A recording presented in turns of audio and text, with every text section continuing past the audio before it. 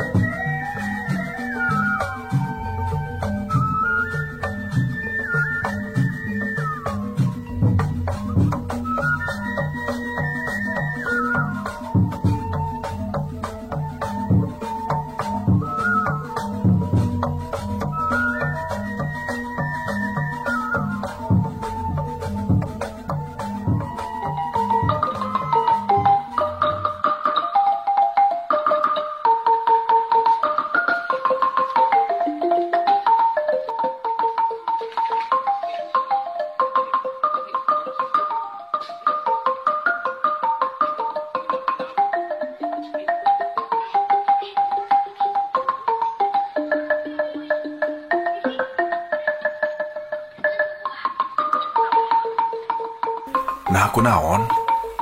Ceuk suranggana nanya.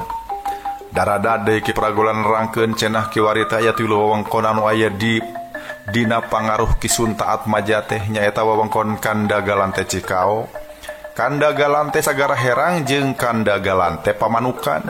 Kabeh pajabat Kandagalan teh di eta wewengkon serab jeung ajrih ka Ki Suntaat Maja. Ki Suntaat Maja teh bisa ngaheuyeuk kakuatan jeung kacida diperlukeunana. Diperlukeun keur naon? Ceuk suranggana. Diperlukeun keur kapentingan Banten. Kapan ceuk sia ge tadi? Banten teh arek ngarurug Cirebon jeung Sumedang Larang. Pikeun eta kapentingan, Banten butuh sawatara tempat jeung ngadeureuhkeun pasukan darat. Eta ukur boga harti yen tepat tempat anu tadi disebutkeun teh kudu geus asup kana pangaruh Banten. Ceuk Ki Pragola. Tapi kapan ari Ki Suntaat Maja mah? Jiga-jiga leuwih dengdek ka Cirebon. Ceuk suranggana inget deui kana obrolan antara Ki Pragola jeung eta Kandagalan teh. Kitu sababna bapa ayeuna aya di wewengkon Tanjung Pura teh.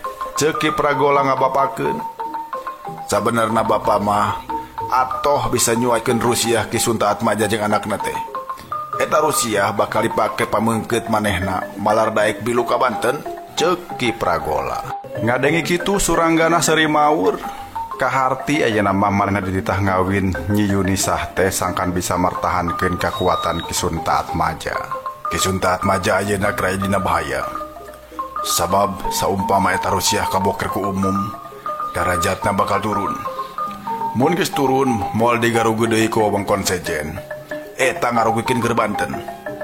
Kitu sababna sia kudu mentual mertahankeun kahormatan Ki Suntaat Maja. Ceuk Ki Pragola. Naon atuh pentingna keur kami? Ceuk suranggana. Atuh kapentingan bapa, nya kapentingan anak keneh. Bapa teh keur bajuang keur kapentingan Banten. Lamun Banten beuki nanjeur, hirup bapa oge bakal beuki nanjeur.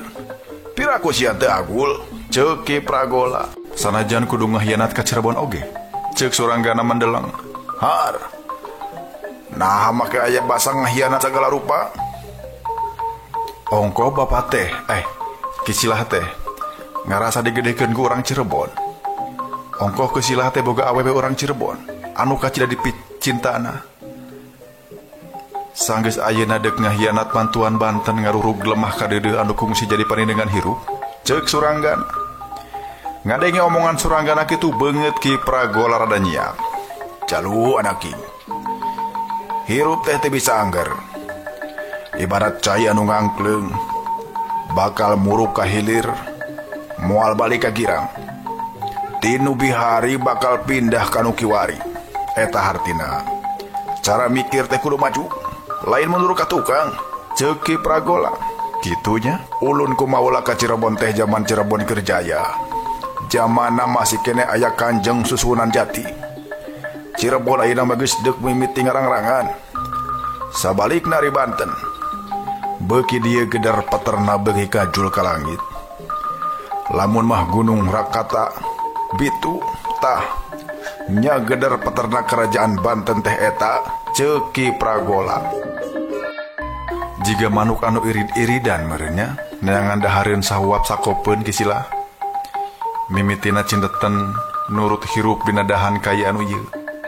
Engke mun geus ngarang-rangan balas dipacokan abringan manuk teh tinggal lebar neangan dahan kaya anu masih keneh weuteuh. Kitu jeung kitu we eta manuk teh kisila. Ceuk suranggana jiga satengahnya campah. Karaseun pisan ku Ki Pragola teh da buktina manehna susumpahan embung dipapadakeun jeung abringan manuk. Kumaha bae oge kasatiaan teh jolna kana hate lantaran aya nu bisa diijieun kauntungan. Bujang satia kadunungan kusabab aya nu dianjing cai nyaeta upah. Ari eueuh araheuna mah naha make kudu satia satuhu. Malah mun perlu ceuk Ki Banaspati ge urang perlu nyieun reka perdaya jeung nyiar kauntungan. Kawas tapak karinahna sakadang bango ceuk Ki Pragola. Kumaha cenah? Atuh daradad Ki Pragola ngadongengkeun sakadang bango cenah aya bango keur tapa di sisi-sit. Mimitina lauk leutik sarieun sabab sararea nyaho bango mah sok ngahakanan lauk leutik. Tapi sanggeus ditelek-telek geuning sakadang bango teh keur ngajajanteng teu usik-usik bari ceuri. Puguh wae lauk teh heraneun naha kunaon sakadang bango jiga nu sedih. Ceuk sakadang bango, kami sedih sabab hariwang ku nasib aranjeun. Ieu situ ku bangsa manusia arek diparak arek disaatkeun mun nya kitu tan wande nasib para lauk bakal kaancam. Tah kitu sababna manehna sedih kumaha carana nyalametkeun nyawa lauk ceuk sakadang bango ngalengis. Ngadange beja kitu atuh para lauk teh sasata giwur mun situ disaatkeun tan wande kasalametan nyawana kaancam. Tulungan atuh kami sakadang bango ceuk kadang lauk. Nya kumaha carana cek sakadang bango teh. Atuh da anjeun mah pinter hibar. Bawa hibar we kami pindahkeun ka situ anu sakirana aman tina pangrobeda manusia. Ceuk sakadang lauk minang saraya. Nya teu naon ari percaya mah. Ngan murun wayahna sakali sewang. Da pamatu kami mah ukur hiji ceuk sakadang bango. Sararea satuju atuh sakadang lauk teh sasat papaheula hayang dipindahkeun ku sakadang bango. Sakadang bango milih lauk anu geledeh heula hiji-hiji kumanehna dibawa ngapung. Pajah teh rek ditulungan dipurageun kana situ anu jauh tina gangguan manusia. Padahal anu sabenerna kajadian waktu tepi ka awang-awang lauk anu geus aya dina pamatuk teh karilag-lag wae ditelegan. Kitu jeung kitu bae tepi ka ledis tur kabeh jadi kauntungan keur sakadang bango. Heueuh. Kutan kitu nya polah-polah jahat Ki Banaspati teh. Ceuk suranggana ngomentaran kana eta carita. Lain polah jahat, tapi ladang wilinkeun hiji kapinteran. Jalu zaman beuki maju. Nanjeurna hirup teh bakal beuki nyumender kana kapinteran. Anu bodoh bakal jadi hakaneun anu pinter. Eta kaharep bakal jadi hukum alam anu susah dirobah. Ceuk Ki Pragola ulah mireungeh getak-getak Ki Banaspati. Tapi bireung akal-akalna. Manehna geus ngajarkeun kumaha carana sangkan hirup di sababali cetan pikeun mertahankeun umur. Ku sareatna Ki Banaspati teh gawena diusir-usir ku manusia anu sombong jeung anu kabisana ukur ngaku boga baroga babeneran. Saban cicing di ditu diudag ka ditu. Saban cicing di dieu diudag ka dieu. Ku sareatna mah manehna teh bakal ripuh, bakal moal bisa hirup. Tapi dina kenyataanana batan buntung wadon untung eta bisa kitu teh alatan boga modal kapinteran. Ki Banaspati salawasna jadi jalma nomor hiji tur anu sejen mah aya di satuangeun manehna. Ki Banaspati salawasna ukur ngulinkeun batur jeung tara diulinkeun ku batur. Eta teh kusabab boga ilmu hirup. Ilmu mertahankeun ajen hirup. Piraku sia moal daek nurutan manehna jalu. Ceuk Ki Pragola Daria. Suranggana ngabandungan eta pamadegan kalawan Daria tapi kusabab Daria teh manehna oge pamustunganana boga pamadegan anu beda jeung Ki Pragola. Ngan sanajan kitu suranggana sadar pikeun danget ayeuna mah moal bisa ngalawan pamadegan Ki Pragola. Geus kapanggih ku manehna yen jiwa eta jalma teh neugtreug mun boga pamanggih kudu bae digugu ku batur. Kusabab mun ayeuna pareare omong deui mustahil bisa unggul, atuh pamustunganana manehna ngagugu naon anu dipikahayang ku Ki Pragola. Basa pikeun ka sakitu kalina manehna diajak balik di ka Tanjung Pura, Suranggana unggeut. Da kabur teh acan jauh-jauh teuing atuh henteu kungsi lila oge maranehna geus aya di dayeuh Tanjung Pura. Anu araya kacida atohna dumeh Ki Pragola geus bisa ngaboyong Suranggana. Malah anu kabireungeun atoheun pisan mah Ki Sunta Atmaja, manehna sasat jiga anu mapageun pisan. Ngan waktu geus adu hareupan ngan gantawang benyarekan laklak dasar ka Suranggana. Dasar siapa jalma geblek, nya diberenya babadog. Kapan siaku aing teh hendak dikawinkeun, tapi nah sia make kudu ngagadabah paksa segala rupa. Ceuk Ki Sunta bari gamplong nampiling. Pipi Suranggana arek ditampiling deui pikeun kadua kalina ngan anu ieu mah geuwat dipengparkeun ku Ki Pragola. Atuh Ki Sunta Atmaja ngareret ka Ki Pragola satengah malotot. Ulang halang-halang Pragola, pikeun ngajaga wibawa urang, ieu mah kudu disiksa. Malah isuk pageto urang hukum picis di alun-alun. Pikeun contoh kasing saha anu kumaha dileka ka kaum awewe. Bakal narima hukuman anu satimpal. Ceuk Ki Sunta jegeler. Nyi Yunisah mah ukur nyerangkeun ti kajauhan bari panonna semu bareubeu. Ku Suranggana diteuteup seukeut salila-lila manehna hayang nyobaan ngorehan bebeneran anu aya dina kongkolak panonna eta cawene. Jiga anu terus rasa anu diteuteup teh luuk we Nyi Yunisah ngeluk tungkul kawas buuk meunang mabuk. Sabalikna ari Ki Sunta mah manehna jiga anu nya nafsu ku mireungeuh pola Suranggana teh. Manehna angger boga pamadegan yen pikeun ngajaga kahormatan kulawarga, Suranggana kudu dihukum picis. Ari hukum picis teh nyaeta kulit sakitan dibesetan ku peso. Geus kitu awak anu raca ku tatu teh diseblokkan ku cai cuka. Kacipta kasiksana eta sakitan. Kanggo ngajagi wibawa sareng kahormatan mah sanes ku jalan mah hukum ieu jalma.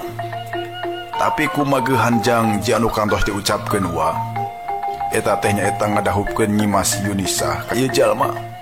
Ceuk Ki Pragola, kitu teh bari neuteub rada seukeut ka Ki Sunta Atmaja. Suranggana oge pipilueun neuteub seukeut, sarua ieu oge jiga hayang nyokelan bebeneran anu nyangkaruk dina diri Ki Sunta Atmaja. Pada neuteub salila-lila kuduaan Ki Sunta Atmaja jiga rada ngelemes. Atuh ku sabab kitu Ki Pragola mah langsung we ngabewarakeun ka sakur anu karumpul yen peuting engke bakal aya acara dahupan antara Nyi Yunisah jeung Suranggana, luyu jeung janji sayembara teh. Geus dikedalkeun di hareupeun umum. Yen sing saha anu bisa meruhkeun si Engang bakal didahupkeun ke Nyi Yunisah. Tah eta janji teh kakara ayeuna dilaksanakeun. Ceuk Ki Pragola neuteub ka saban jalma. Henteu bisa kumaha Ki Sunta Atmaja kudu milu unggeuk sababnya deui eta teges jadi kasapukan. Ki Sunta Atmaja sadar yen megeuhan janji teh hiji tarekah dina ngajaga wibawa. Suranggana diantirkeun deui ka kobongna ku Ki Pragola. Pangkat uwa menituhu ka pantar alonya kisilah. Ceuk Suranggana di tengah jalan. Nyaritana semu ngadeleceh. Ukur uwa-uwaan. Sabab sabenerna mah eueuh patarina naon pisan. Ari Ki Sunta Atmaja rada seber teh. Dumeh mireungeuh kakuatan disetokeun bapa. Nyaeta Ki Banaspati. Ki Banaspati geus nitipkeun bapa sangkan diogo jeung digugu di tempat. Kitu riwayatna mah. Ceuk Ki Pragola bari ngaleng tak-tak Suranggana. Caritana mah peuting eta teh peuting oleng panganten antara Suranggana jeung Nyi Yunisah. Tapi aneh anu pajah kudu oleng panganten teh anu pajah saregeus wajib sagebruk teh duanana kalah ka hare-hare. Suranggana sare nonggongan bari ngaringkuk jiga kuuk atuh pon kitu deui Nyi Yunisah sarua nonggongan. Jempling pisan kaayaan teh. Ari di luar mah hawar-hawar kadenge jalma recok sawareh ting cikikik sawareh ting cakakak. Cenah hitung-hitung pesta kawinan saketeng sarerea teu sarare sapeupeting jeput. Maranehna mah ngadon pesta tuak sakalian bari main judi. Suranggana oge tadi namah digoda sinang ngilu minum jeung milu main. Tapi Suranggana henteu kabawa ku sagaba-gaba keur mah henteu kungsi ngasaan. Nu kumaha iluman tuak teh? Keur mah henteu kungsi apal kumaha carana main judi teh katambah-tambah hatena keurungsing. Henteu pupuguh. Henteu hujan teu angin aing bat papangantenan jeung awewe saliwat ceuk pikirna. Sabot ngaringkuk jiga guuk harianeun hatena bet kumalayang inget ka Nyi Tarmina. Keur naon ayeuna manehna jeung kumaha nasib manehna ayeuna ceuk hatena nalangsa.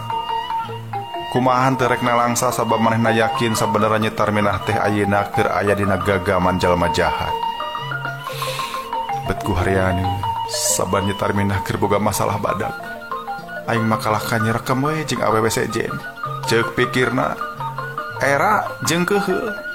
Enya kapan ti heula oge di Raja Galuh. Sabot Nyi Tarmina aya di pangberokan Suranggana mah keur digondeng ku awewe. Kaceda teh Nyi Tarmina ambek namun ayeuna oge kapenggiheun ku manehna. Ceuk pikirna. Sabot kitu Nyi Yunisah ngulisik bari terus malik nyang hareup ka manehna. Kang, Kakang, kadenge Nyi Yunisah ngaharewos. Malah mah harewos teh tompokkeun kana ceuli. Suranggana muriding pundukna lain muriding dumeh birahina katoel. Muriding soteh kunitenan polah-polah Nyi Yunisah. Kunaon cenah ieu awe teh bet kieu peta. Geulis nepilih tanding, boa satanjung pura mah pangmen cerangna we. Tapi nah atuh ari paripolahna bet euwah-euwah ceuk pikir Suranggana. Nya cenah kumahan teu disebut kitu. Awewe sagelis-gelis tapi ngamurah mareh ajen diri mitenah jeung ngebohong teh meni dijieun lalap rumbah. Nyi Yunisah teh meni gampil pisan mitenah manehna, gampil pisan ngabobodo pajah nyoso pajah bogoh teh. Peuting harita mani gogorentelan hayang diladenan ku manehna. Ari Suranggana geus mugeun geuwat kokoceakan pajah teh digadaba. Ayeuna oge ieu cawene teh geus rugup ragap deui ka aing. Rek nyieun rek perdaya naon deui ayeuna? Ceuk pikir Suranggana semua ngayak-yak. Nu matak ngarada ngayak-yak teh da eta atuh da leungeun Nyi Yunisah ida gliher nyalusur ka mana mendi. Sabot rekeuna kana mamarasna Suranggana geuwat cengkat. Ngan teu we tepikeun ka ngejat pisan mah. Aya naon Akang? Aya naon? Ceuk Nyi Yunisah milu cengkat semureuwas. Geus kitu neuteuk seukeut ka Suranggana. Aya naon? Eta atuh panangan bet henteu daek cicing. Ceuk Suranggana ngised saeutik. Atuh ari geus nyaho Suranggana ukur nyarita kitu mah, nyeh Nyi Yunisah teh ngabelenge. Imutna mani nyari mani geulis. Hanjakal sia teh nyai. Rupa hadebet henteu diimbangan ku paripola. Ceuk pikir Suranggana. Bari masih kena imut ngagelenyu Nyi Yunisah geus nyampeurkeun deui bari ramo-ramona geus kuguluh suran deui. Pikeun ka sakitu kalina Suranggana dikejatkeun deui. Kunaon Kang? Teu naon. Atuh ulah kitu. Ieu ayeuna nyai teh geus lain saha. Geus boga Akang. Sok bisi rek dibawa ka alas sabrang. Rek dibawa ka alak Paul kenal yang cocopet oge. Moal burung sadra. Ceuk Nyi Yunisah geus ngised deui ngadeuketan. Atuh Suranggana oge ngised dengan ngajauhan. Malah pamustunganna mah andiprek pisan dina palupuh da geus teu kaagehan enggon. Betul laki teh eraan kieu, ceuk Nyi Yunisah mesem. Geus kitu mangan gabrug awak Suranggana atuh duanana jadi jiga anu keur jogol dina palupuh. Sora palupuh oge dadarek-dekan ka tindih ku dua awak. Ulah kieu nyai, ulah kieu. Ceuk Suranggana ugal ogel hayang lesot. Ari anu nalikung kalah ka beuki pageuh nalikungna ngarasa eungeup digencet ku awak awewe. Atuh Nyi Yunisah disuntrungkeun ieu teh meureun pikeun anu kadua kalina. Ngan bedana ari anu ayeuna mah Suranggana henteu bari ngejat terus kabur da sieun dibetahkeun dituding ngagadabah deui. Manehna ukur nangtung ngajengjen.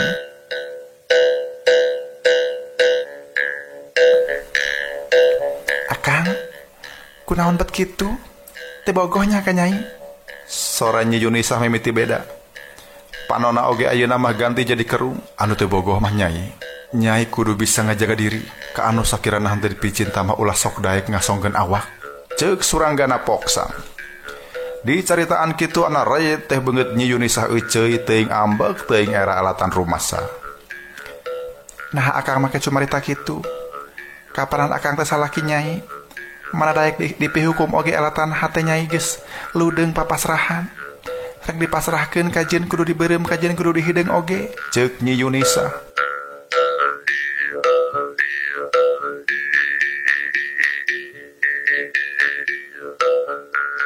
Nyai acan ngajawab tudingan akang. Cek akang tadi Nyai ulah sambarangan ngasongkeun diri ka lalaki anu teu dipicinta ku Nyai. Cing akang dek nanya. Tapi ieu nanya teh kana hati Nyai. Nah ari Nyai bener-bener mika cinta ka akang kalawan hati anu bening bari teu dipaksa ku kaayaan. Cek Suranggana jiga malibir, jiga malapah gedang padahal mah togmol pisan karasana keur nyemas Yunisa.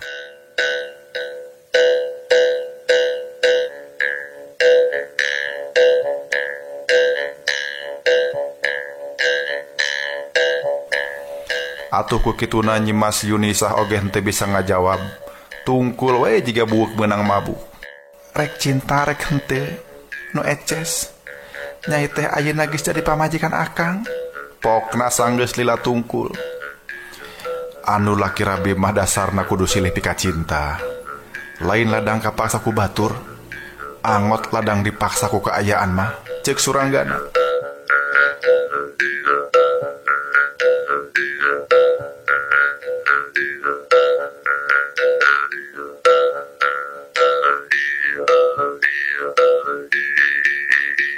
Tita tadi akang teh nganyarita pajah Nyai dipaksa ku kaayaan. Nah kaayaan naon kitu?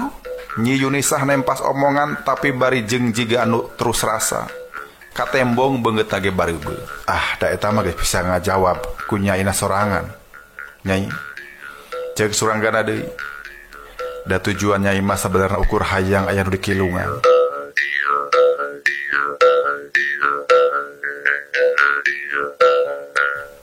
Nyai eces henteu mika cinta akang jeung moal bisa mika cinta. Nu penting mah meureun asal aya anu bisa dikilungan we. Tah cek pangira akang. Ayeuna Nyai ku sakieu oge geus bisa ngilungan hiji kapentingan. Atuh ku kituna henteu kudu mere upah ka akang anu sipatna leuwih nurunkeun derajat kawanitaan Nyai.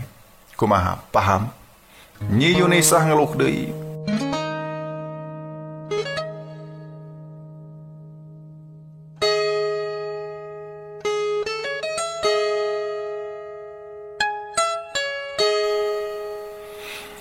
Ieu kawinan teh ukur sandiwara. Ukur bobojegan. Sandiwara geus lekasan. Nu mantap mun isuk pageto Nyai ngejak pirak, akang moal baha. Da anu penting mah Nyai bisa ngilungan hiji kapentingan. Cek Suranggana. Jigana Nyi Yunisah teh beuki sadar yen sabenerna Suranggana geus apalin kana sagala reka perdayaan.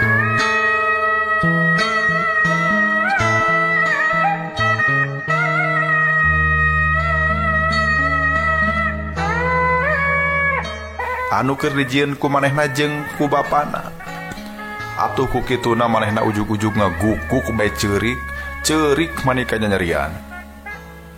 Suranggana ukur menghap ngabandungan anu keur nyegruk teh. Hampura Nyai. Hampura kan. Ceuk Nyi Yunisah pegat-pegat. Ku Suranggana diantep teu dihaminan. Ari diantep kitu deui jiga anu asa disungkun atuh ceurikna kalah kabeuki tarik beuki ka nyanyerian.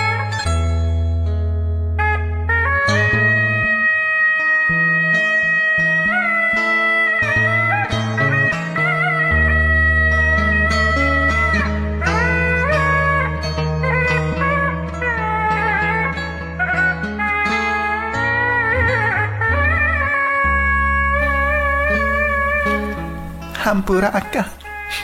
Hampura. Nyai teh kasiksa sabenerna mah. Salila ieu teh ukur jadi cocoan kolot sorangan. Nya ukur kolot pulung, lain kolot sorangan. Tapi gak ku Nyai geus dianggap bapak sorangan. Tapi naha atunya. Amat hebat kitu peta. Ceuk Nyi Yunisah bari terus ngaguku. Suranggana nutup celina sorangan. Teu hayang ngadengikeun ceuk pikirna. Nya ari karunya mah karunya tapi da bongana abongkenna dikurihit ku kolot jang jadi dibikeun bae. Padahal anu kumaha heula anu kudu dipasrahkeun keur ka hayang kolot teh. Kusabab ceurikna teu euy Suranggana arek kaluar bae da sieun jadi ribut. Ngan Nyi Yunisah bangunan umbung di jauhan ku Suranggana. Bari eurih-euriheun teh manehna pok deui embung ditinggalkeun. Cek Nyi Yunisah manehna teh butuh ku pangasih hiji lalaki anu sajati cenah aya di Suranggana ayeuna teh.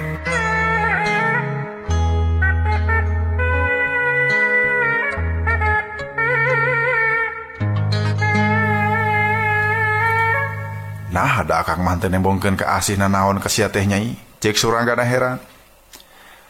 Ceuk Nyi Yunisa nya ari acan mah, tapi cenah kabireungeuh boh tina tangtungan boh tina paripolah Suranggana teh lalaki anu picontoeun, lalaki anu dipiharep ku kaum awewe.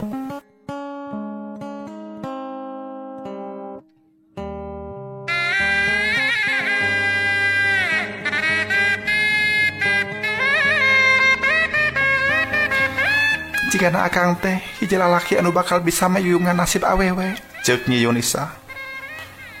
Ah, kakara jiga Nyai. Tapi geus eces kining Kang. Akang mah henteu babari kagoda ku kageulisan awewe. Anu dipentingkeun ku akang mah cinta lain birahi. Kitu sababna Nyai hayang deukeut jeung akang. Hayang dipayungan ku akang, hayang ditangtayungan ku akang. Ulah jauh Kang, ulah jauh. Mun jauh atuh ieu Nyai jeung saha? Ceuk Nyi Yunisa bari ngagabrug deui bae. Geus kitu nangkep nangkel mani pageuh pisan.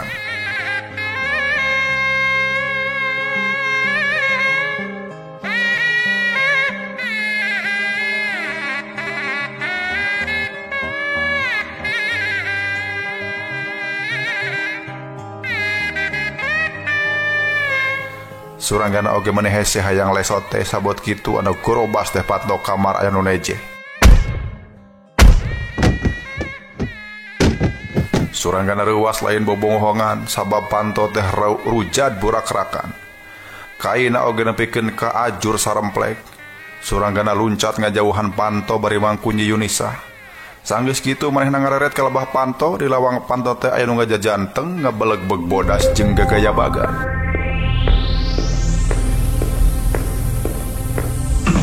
Mimita nama manehna nyangka yen anu datang teh si Jurangrong sabab ka ambu bau hanyir jeung hangru. Ngan basa panonna neuteup kanu datang sungutna ngoceak reuwas. Henteu rek reuwas kumaha, da atuh anu datang teh taya liat iwal ti Nyi Tarmina. Tarmina, ceuk Suranggana satengah henteu percaya. Anu ditanya mah ukurna teu polos, panonna mencorong jiga hurung tapi beungeutna sepa jiga henteu getihan. Mun mah kungsi mireungeuh mayit hirupnya kitu meureun rupana teh. Bulu punduk Suranggana muriding. Tarmina. Anu digero-gero ukur neuteup ku teuteup anu moncorong, tur ari geus kitu mangan kolebat bae ngolebat ngajauhan lawang panto.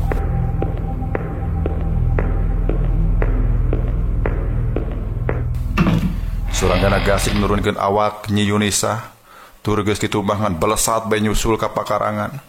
Di pakarangan tetela Nyi Tarminah teh geus dibaturan ku jalma sejen sarua gagaya bagan sing sarua bodas.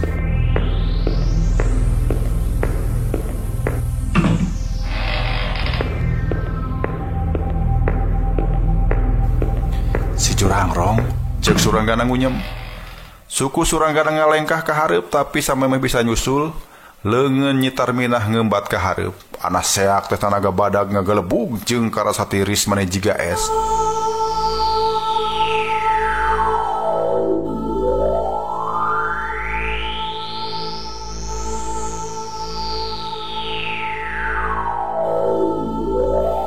Awak Suranggana ngagebut ke tukang. Kana hari guna karasa jiga aya nu neueulkeun tarik dadana eungak. Atuh manehna ukur bisa diuk nyaksian Nyi Tarminah jeung si Jurangrong ngolebat ninggalkeun eta tempat. Tarminah. Suranggana gogorowokan. Anu nembalan mah sora anu ngalang-laung jiga sora sato aul.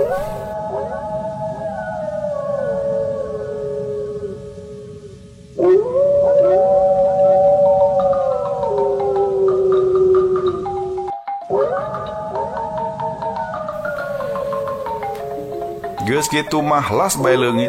Suranggana ukur empas-empes ku ciwa hariwang jeung sedih. Ku teu nyana Nyi Tarminah jiga anu geus kasarad ku dademit, ceuk pikir Suranggana nahan picerikeun.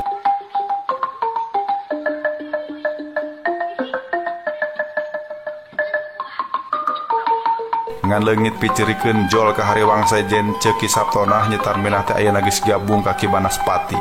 Malah cenah harita mah keur dibawa ku hiji ka hiji guha aheng sabab jiwana rek diasupan lelembutan Nyi Mas Layang Kingkin. Ayeuna panggih-panggih roman beungeut nyitarmina teh jiga pangling sanajan angger geulis sanajan angger manis tapi manis ge manis teh nyari.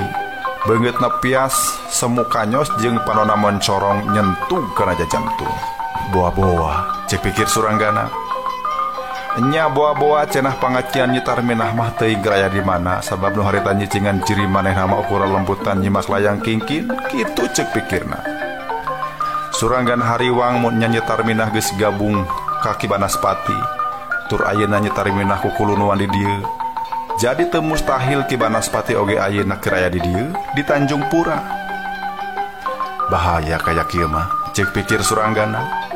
Anu matak sebutkeun bahaya teh sabab Suranggana inget kana caretaan Pangeran Arya Damar yen sanggeus nempo Arya perbangsa awakna geus henteu walakaya. Cenah Pangeran Arya Damar teh menta ka Ki Banaspati malar Suranggana dipake gantina. Aing embung si Banaspati nyerak aing tur dipaksa pikeun jadi baladna. Cek pikir Suranggana. Atuh ari geus nyangka kitu mah henteu antap parah Suranggana ngagajleng niat kabur di eta tempat. Ti jero imah kadenge anu ngagerowan nyalukan manehna tetela eta teh soranya Yunisa. Mimitina sora teh ukur gerowan biasa geus kitu kadenge jiga anu tengah ngajerit. Kitu na teh deui bari gura gero nyalukan Suranggana. Ari anu dicalukan batan lumpat ka jero imah kalah kalumpat kabur ngajauhan. Aing teh hayang cicing dieu, cek pikirna. Belesat, kolebat Suranggana lumpat sakalumpat lampet. Naon anu kajadian di jero kobong anu ditempatan ku Nyi Yunisa? Eueuh nu nangenan. Ngan basa kadenge sora anu jejeritan ti tadi keneh oge ari sabubuhan Ponggawa magis lalumpatan. Waktu maranehna asup ka jero kobong sarerea ruaseun pisan. Sabab tetela Nyi Yunisa geus ngalungsar banjir getih. Aya atuh rada gudawang dina beuh. Atuh ari geus nyaho kitu mah para Ponggawa teh gogorowokan pahibut lalumpatan ka ditu ka dieu. Aya Rajapati. Aya Rajapati euy, aya Rajapati, aya Rajapati cenah euy. Kitu cenah ting corowok. Ki Pragola anu panggeulana datang teh manehna kacida ngajenghokna dumeh wuri-wuri Suranggana eueuh Nyi Yunisa ngalungsar jadi banusan bari getih amalayah dina dipan. Pikeun sakedapan mah manehna ukur bisa olohok. Nah si Suranggana kolo mah teh Nyi Yunisa, ceuk pikirna. Ki Sunta Atmaja datang pandeurieunana waktu mireungeuh Nyi Yunisa geus ngababatang manehna ukur nangtung bari beungeut pias. Saha anu jadi ulun-ulun? Pokna haros-hos. Sararea acan bisa mastikeun ukur bisa ngajawab secara teu langsung. Uka tuh ngan basa para Ponggawa papariksa Suranggana. Nyaeta lalaki Nyi Yunisa teu kapendak, ceuk salah saurang Ponggawa. Ki Sunta Atmaja ngareret kaki Pragola anu direret oge ngadadak pias. Lamun eta mangkeluk eueuhna teh dumeh kabur. Geus moal salah deui. Tangtu manehna anu jadi ulon-ulon Rajapati teh ceuk Ki Sunta Atmaja kekrot. Sawyos, ku abdi urang paluruh wa. Ceuk Ki Pragola bari ngejat jeung ngolebat. Bareng jeung ngolebatna Ki Pragola torojol hiji kolot anu awakna jalugjug tapi semu bengkung. Pakaianna sing sarua hideung irung melengkung jiga pamatuk ekek jeung panonna mencorong seukeut. Mireungeuh anu anyar datang Ki Sunta Atmaja rengkuh hormat. Bagi Ki Banaspati. Aduh, pangapunten. Rehna kadongkapan salira teh waktosna henteu mustari. Jisim abdi ieu nuju gaduh karepet. Pun anak si Nyai aya nu nalasan. Aya nu nalasan, ceuk Ki Sunta Atmaja ngaleper ambek kapegung. Ben bae, sabab ku jalan kitu bakal aya tapak lacak anu kapupus. Walon Ki Banaspati matak ngareurewas hate Ki Sunta Atmaja. Manehna ngareret semurisi. Ki Banaspati, si Nyai teh kumaha bae oge anak kami. Pirago kami kudu ridho main dianiaya deungeun. Ceuk Ki Sunta Atmaja heran ku kekecapan Ki Banaspati. Berat mana? Kalengitan anak jeung kalengitan ajan kehormatan Sunta. Ceuk Ki Banaspati merong seukeut matak neros kana jantung. Ki Sunta Atmaja ukur bisa ngeluh. aya pagunaman anak sia jeung salakina anu asup kana celik kami. Lamun eta pagunaman nyaliara keluar, bakal ngaruntuhkeun wibawa sia. Nu matak sia teu bisa milih, mending anak sia salamet tapi wibawa henteu kajaga atawa kumaha. Ceuk Ki Banaspati nyaritana ukur kadengieun ku Ki Suntaatmaja. Kabireungeuh beungeut Ki Suntaatmaja beuki pias bae ngadenge ucapan Ki Banaspati teh. Mages, sia ulah riwang, sebab salila sia bilu ka kami, eta Rusia moal kabongkar. Ceuk Ki Banaspati. Ki Suntaatmaja ngeluk bari nyurucudkeun Cipanon. Peuting eta di Tanjung Pura guyur, pajah Nyi Yunisah dipateni ku salakina. Sabab dina peutingan munggaran oleng panganten Nyi Yunisah mugen diajak sosonoan. Atuh da sapoe samemehna oge geus guyur. Salakina teh boga penyakit aneh cenah. Cenah sok hayang paksa pirusa ka awewe. Eta cacak-cacak pamajikan anu sah. Masih hayang papaksa, ceuk anu ngalobro. Alhasil di Tanjung Pura mah ngaran suranggana teh goreng pisan. Jalma saliwat teu pupuguh make ditarik kawin, ari geus dikawinkeun ngadon nyieun kajahatan. Kitu ceuk obrolan jeung bukur catur balareat. Ari beja teh kapan ti anu tadina sajeungkel jadi sadeupa. Beuki jauh beja ngalalana, bakal beuki panjang katambahanana. Beja anu tepi ka tempat jauh mah cenah aya ulon-ulon Rajapati anu katelahna suranggana. Pagaweanana ngejorag kamar awewe buah parawan buah anu geus rimbitan. Saban kobong cawene dijorag. Nu matak tiwang kita ayeuna sing hati-hati ngajaga kaum wanitanya. Bisi kobongna kasupan jurig nyiriwuri jeung setan rupa, ceuk balarea. Suranggana mah anu keur abur-aburan saeutik oge henteu nyangkaeun yen dirina geus keuna ku pitenah anu sakitu kejemna. Lamun mah ayeuna abur-aburan sabab hatena memang keur ancur-ancuran. Hatena kerungsing naon anu kumaha dipihariwang teh kajadian. Kapan samemehna oge mah teh geus nyipta-nyipta cenah pisah kumahaeun ambekna nyetarmina. Lamun manehna kapergo jeung pagugulung jeung awewe di hiji kamar. Ari pek teh nyawe kajadian pisan waktu manehna keur di ronjangan ku Nyi Yunisah. Nyi Tarminah asup bari nencrag panto. Lamun kitu mah geus dua kali aing teh kapergo ku Nyi Tarminah di ronjangan awewe. Ceuk hatena ngangluh. Ari kakuciwa anu kadua tetela nya ceuk beja teh geuning. Nyi Tarminah geus kaeurad ku dedemit. Awewe nu dipika cinta jeung anu salawasna dipiangen teh horeng geus ngabala dikasih jurang rong jeung kasih Banaspati. Anu padahal ceuk batur mah duanana ulon-ulon kajahatan di dunya. Bari lumpat apung-apungan teh suranggana ceurik bari lihan sakurang-kurangna dina hatena. Batinna nyeri peurih jiga anu hese dibang balerkeunana. Boga awewe nu dipicinta kawas Nyi Tarminah jaba geus robah pasipatan teh oge mika cuak ka dirina. Ari parang dikawinkeun ka awewe lian ti awewe anu teu dipicinta teh deui, maneh nama ukur dipake pinding rurujit batur. Atuh aing teh make daek ka Allah ku jalma anu ngaranna Pragola, ceuk pikirna. Ieu jalma oge jang maneh nama matak nambahan karudet, beuteung pupuguh cenah eta jalma ngaku-ngaku bapana. Bisa jadi bener, bisa jadi salah. Tapi ceuk ukuran dirina rek bener rek salah oge duanana eueuh mendingna. Mun dianggap salah artina maehna teh angger jadi anakna Ki Yudakara. Ari jadi anak Ki Yudakara atuh nya saha anu bakal agul. Kapan ceuk sabtona oge Ki Yudakara mah sumberna kakacoan di Cirebon. Ayeuna datang jalma anyar tur ngaku-ngaku bapana. Mun nya bener eta teh bapana pituin oge sarua wae teu mawa ka agul. Atuh naon agulna boga bapa anu ngaran Pragola. Sabab geuning geus eces paripolahna kitu. Pragola mah kalah kamuji-muji Ki Banaspati. Sapopoena jiga jadi bujang na Ki Banaspati. Sakitu boga pangabdi saluhur oge. Malah cenah geuning sakitu urut bebenena anu katelah nyemas Waningyun dibonggohan dikawin ku Ki Yudakara. Ki Pragola teh henteu cua sumawana make nyeri hate, ieu mah anggur milu ulun kumapula. Eueuh pupurieunana, ceuk pikirna. Nu matak suranggana mah lumpat sakalumpat lampet lumpatna nyawa deuk ka manangan anu eces mah manehna lumpat muruk ka tebeh kulon. Lamun mah jiga anu teu kahaja lumpat ka tebeh kulon bisa jadi eta mah ku alatan katuyun ku papagah aji mantri bae. Kapan tiba heula ti heula manehna diutus ku Aji Mantri malar daek nyusulan Ki Ginggi. Ari Ki Ginggi teh cenah bisa jadi keraya di leuweung Pajajaran. Da gawena numpi diurut karaton teh.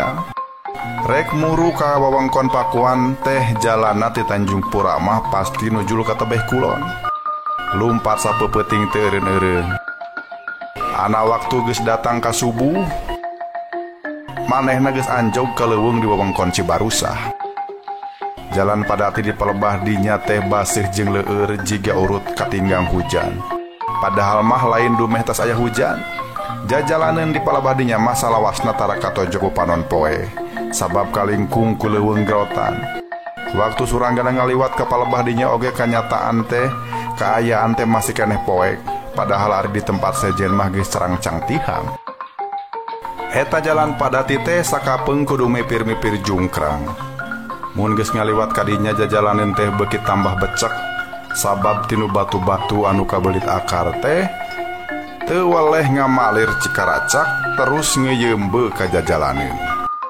Waktu Suranggana leumpang ka pelebah dinya kapaksa kudu hati-hati sabab ditincakan maneh leueur. Ari leumpang rada sisi saeutik jungkrang teh maneh jero. Teu ka tembong dasarna da pugu jaba poek teh oge kandel ku halimun. Sabot lempang bari hati-hati di sisi jungkrang ti luhur batu jelung-jeleng sababaraha urang jalma.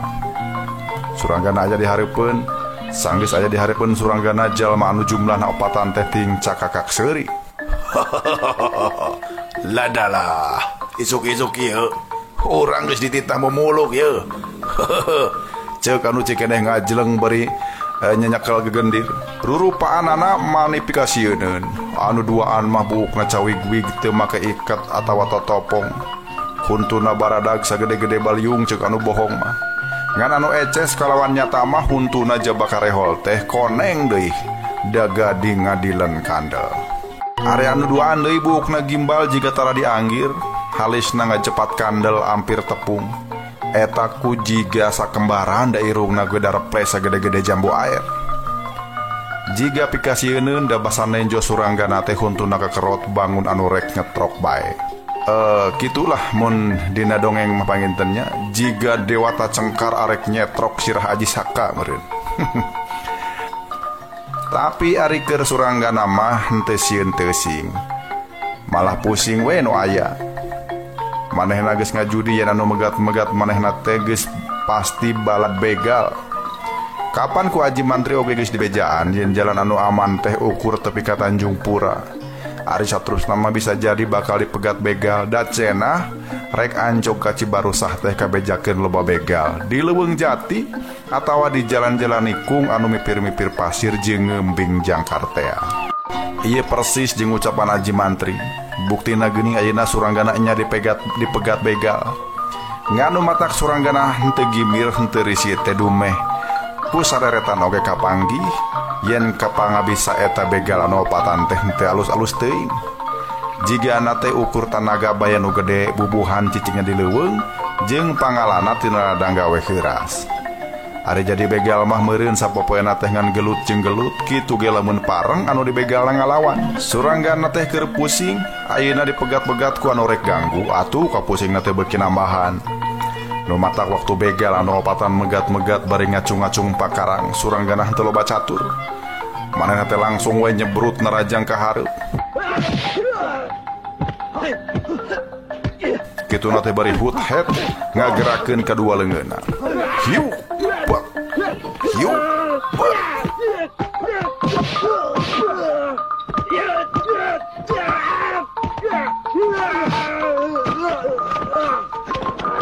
Begal anu opatan teh ting koceak ting darengek nu duaan ngajol ka tukang nu duaan deui mah angot ting gorempal kana bibir jungkrang.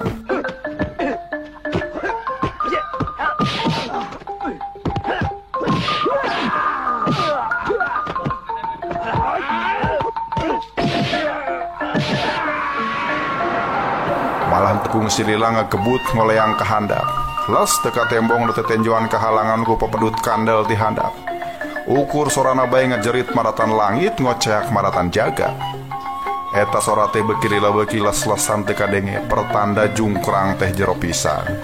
Mirenge sabubuhan begal palastra sapada harita, hate suranggana bet reuas kareureuhnakeun kunaon cenah hatena bet ngadak-ngadak kejem sarupa kitu.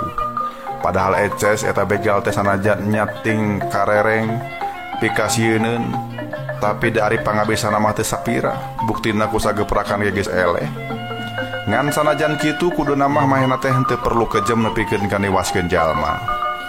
Manehna ingat sarela ku melendang, sanajannya remen galungan tapi da biasa namah bisa nahan diri, tara nepikeun kamayahan jalma. Ari ayeuna nah jadi kieu. Geul kabatur begal anu ketempuhan, ceuk gelentos hatena. Kapara begal anu tinggol lepak di sisi jalan manehna eueuh waktu jeung mulah saralayon sabab kaayaan di sareupna. Atuh kapaksa aku manehna digolerkeun di sisi jalan kalawan taratib. Keun we sugan cenah ku batur dipangmula sarakeun.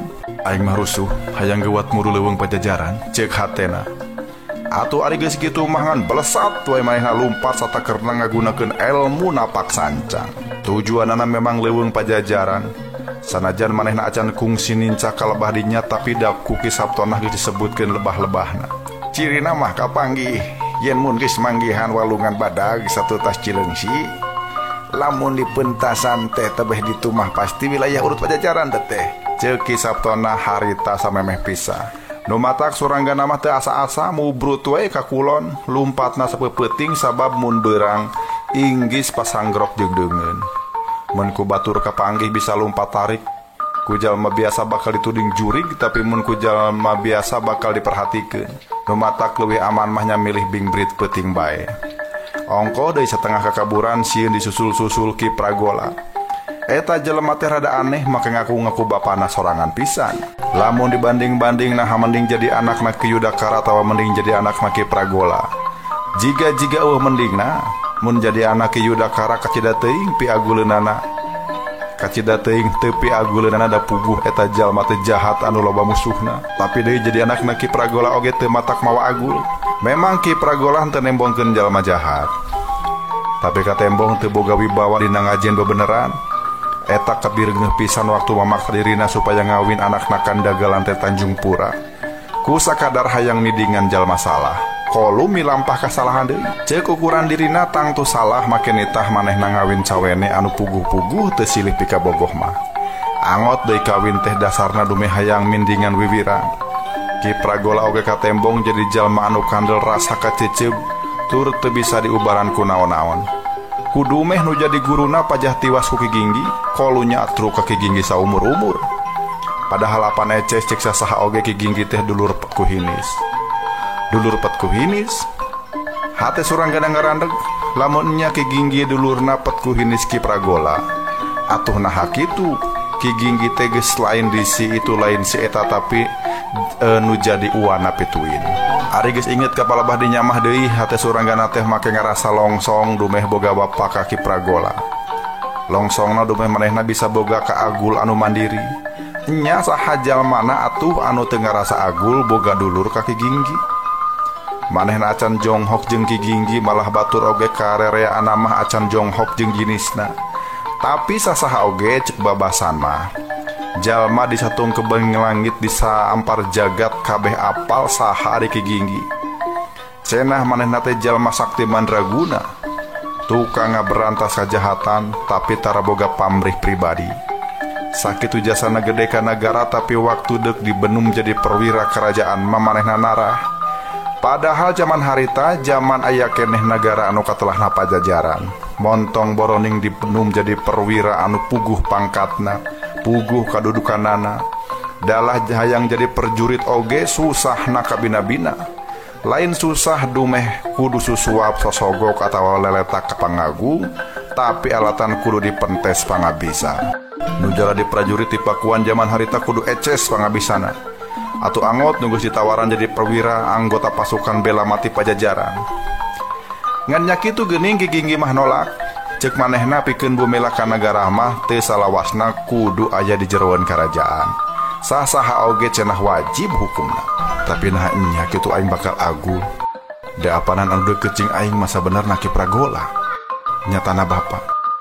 Dari Ki Ginggi masa kadar katalian. Ari sedengkeun bapa aing mah najan teu codeka oge, tapi pasti patrana kitu gede ambek jeung taya hampura, ceuk hate Suranggana keneh. Kajen kumaha beh nang kewe, ceuk hatena deui. Atuh ari geus kitu mah manehna laju bingbrit muru tebeh kulon. Bada wayah janari leutik teu karasa geus anjog ka sisi walungan badag.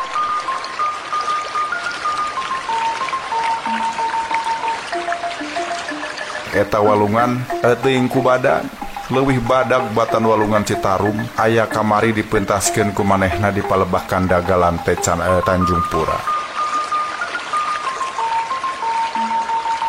Bedana nu ieu mah caina tarik, lamun manehna teu salah neguh ieu teh tangtu walungan Ciliwung, jeung lamun nya kitu urut Karaton Pakuan Pajajaran teh pernahna aya di kuloneun ieu walungan.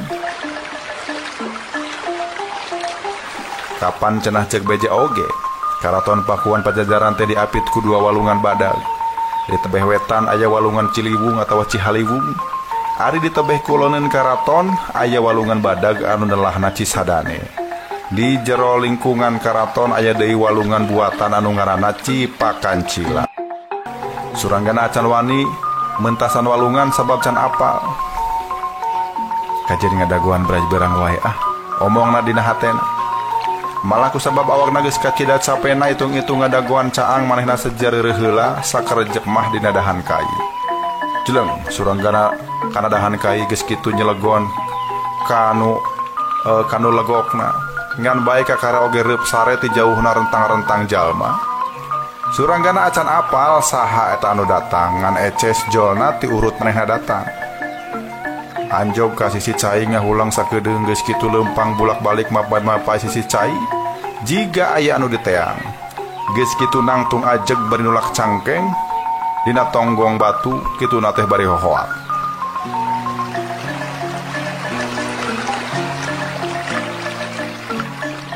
Ginggi, kadieu sia.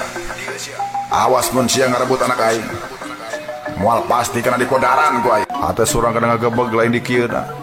Kumaha teu kitu sabab aya nama eces anu hohoak teh tayalian Iwalti Ki Pragola pisan. Suranggana reuas tetela geuning Ki Pragola teh kolu nyusul-nyusul dirina. Rek naon nyusul-nyusul? Nah dumeh aya dumeh nyambung Suranggana bilu kaki Ginggi atau aya maksud lain lian ti eta. Suranggana inget pan manehna ninggalkeun Tanjung Pura teh bari jeung mawari riweuh. Suranggana beuki meped nyempod kana sedong kai. Maneh nambung ka panggih ku Ki Pragola sanajan bias jadinya eta teh bapana pituin. Sanajan bisa jadinya eta teh bapana pituin, tapi hatena acan ngarasa betah ngadengen. Kunaon atuh bapak aing teh lain Ki Ginggi bae nya, omong hatena. Ki Pragola mah angger we hohoak ngan anehna manehna ukur keukeuh nulak cangkeng di sisi walungan, jiga anu teu hayang mentasan walungan. Padahal jang pangkat Ki Pragola mah anu boga pangabisa luhur, sanajan walungan rubak moal hese dipentasan, da cacah keur Suranggana oge kauntuk bisa luluncatan dina beungeut cai ngagunakeun elmuna paksancang. Meureun Ki Pragola mah leuwih hebat deui elmuna, tapi naha atuh jiga anu embung luncat. Padahal manehna anu nangtang-nangtang nya manehna anu kudu ngajorag ka peuntas mun nya Ki Ginggi teh aya di tebeh peuntas. Ngan bae inget ke palebah dinya hate Suranggana jadi ngageter ceuk Ki Saptona.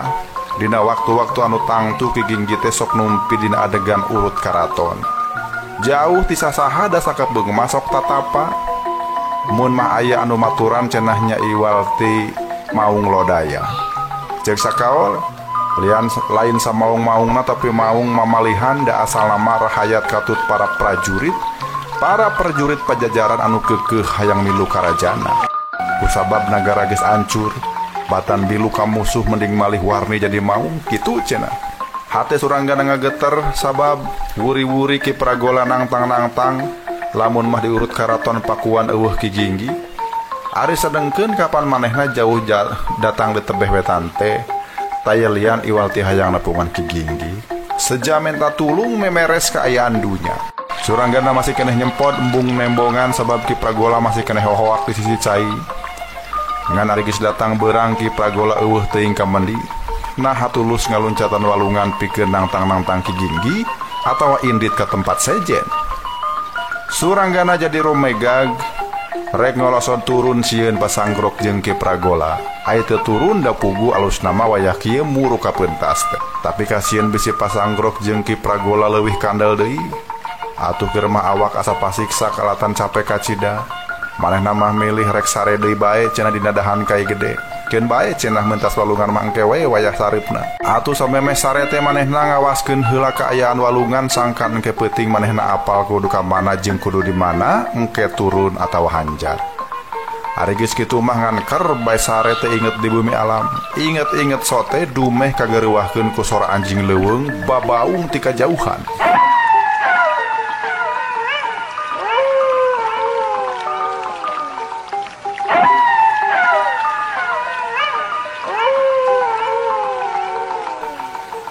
Suranggana cengkat beri luak liuk. Malah leungeun mah geus taki-taki bisi aya pancabaya. Sanggeus nyaheueuna naon kakarang ngagolosor turun tina dahan kai. Suranggana luak liuk bangun ati-ati, geus nyaho sepi mah geuwat we murusi si cai.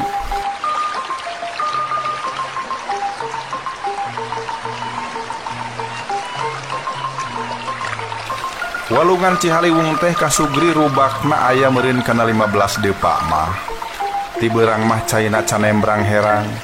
Zaman Pajajaran masih keneh jaya cenah ieu walungan teh jadi sarana pakali marga anu kacida potensilna.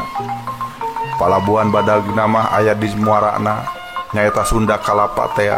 Mun ceuk basa kiwari mah Sunda Kalapa teh jadi palabuhan internasional. Naon pangna kitu? Sebab harita samangsa Pajajaran jaya, bangsa ti mana mending ngaradon dagang di Sunda Kalapa. Aya bangsa Keling, aya bangsa Cina, aya bangsa Portugis, aya bangsa Campa, geus puguhing ari ti Ambon, ti Sumatera atawa Kalimantan mah. Maranehna marawah hasil nagarana masing-masing. Engke di palabuhan Sunda Kalapa ditukeurkeun ku hasil-hasil ti Pajajaran. Kuda Sumbawa ti Sumba ditukeurkeun ku ratusan dongdang kapas. Sabab produksi kapas Pajajaran kawilang punjul. Gajah ti Sumatera ditukeuran ku kain kasar mori. Ari bangsa Cina, Campa jeung Madagaskar mah mun marawa kain halus teh ditukeurkeunana kana batu mulia ti pakidulan tanah Sunda. Saban waktu jung atawa kapal gede warawiri ti Sunda Kalapa ka padaleman anjog ka darmaga Karaton Pakuan nurunkeun barang-barang mancanagara. Eta teh ceuk obrolan Ki Sabtonah anu tug kadanget kiwari masih keneh ngugung-ngugung mangsa lawas.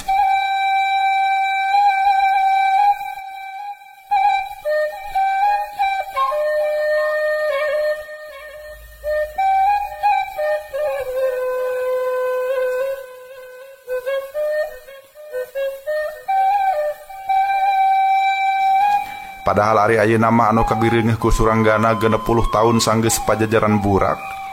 Kaayaan teh estu ti iseun. Beurang angot peuting sepi jempling tayadang yangna. Malah teu kaciri jalma saurang-urang acan ari lain wayah janari aya Ki Pragola mah. Kitu oge geuning ayeuna geus ngabalicet nyaho ka mendi. Hartina mun aya kahirupan di peuting ieu, nya meureun dume aya Suranggana bae. Eueuh jung anu ngangkut barang-barang keperluan ekonomi teu parahu keusik-keusik acan. Nu beuki rame beuki mekarma malah ayeuna teh Karajaan Cirebon jeung Kasultanan Banten. Nagri-nagri anu bareto ngayakeun panarajang ka Pajajaran. Waktu 60 tahun teh teu pati lila tapi geus sanggup ngarobah sagalana. Kaasup gedar peterna deui politik. Kapan ceuk beja Ki Banaspati katutua dia baladna keur membejehna bajuang pajah hayang nanjirkeun deui Pajajaran. Padahal ceuk Ki Sabtonah mah nya Ki Banaspati pisan ti antarana anu baheula geus ngancurkeun ajen-inajen Pajajaran teh.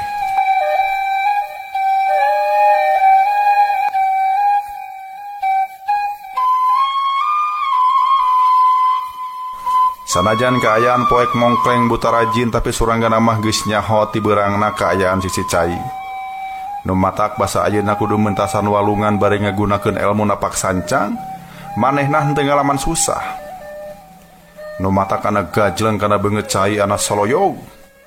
Bangun anu ngeunah-ngeunaker kocepak, sorana halon tapi eces, ukur sababaraha kali luncat geus anjog ka pentas ditu. ngan orok kaya basa ngajelang ka darat jiga anu dipabag ku sora anu babaung anjing mani rageg ti kajauhna.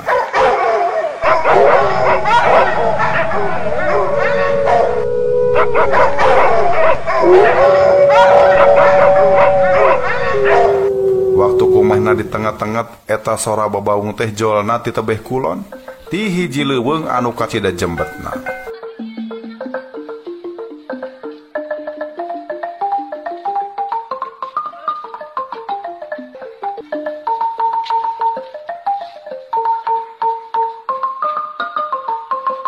Eta kitu anu disebut leuweung Pajajaran teh ceuk hatena rada ngageter. Hatena nya ngageter nya ngaleper sieun, tapi da tegat geus buleud. Nyaeta hayang nepungan Ki Ginggi, sugannya Ki Ginggi aya di jero leuweung, rek disusul we cenah. Eta sora teh kadenge nama anjing leuweung boa ajag da ngalang laung.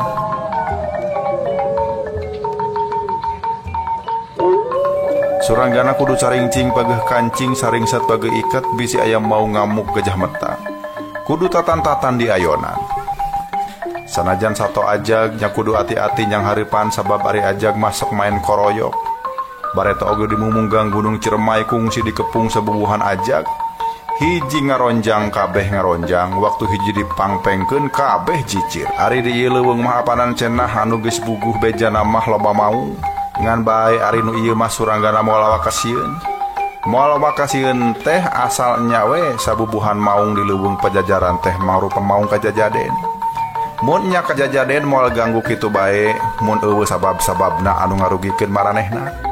Malah mun nya eta maung asuhan Ki Ginggi nya meureun keur Suranggana mah beuki regreg bae hatena. Malah nu sieun mah aing teh nya kaajag bae. Pokna dina jero hatena. Tur ari geus kitu mah manehna mimiti laju neruskeun lengkah muru ka kulon. Beuki ngajauhan Ciliwung. Hartina manehna beuki ngadeuketan ka wewengkon leuweung anu jembet teh. Sabot kitu ari sora sabubuhan anjing ngalang laung ti kajauhan mah angger kadenge.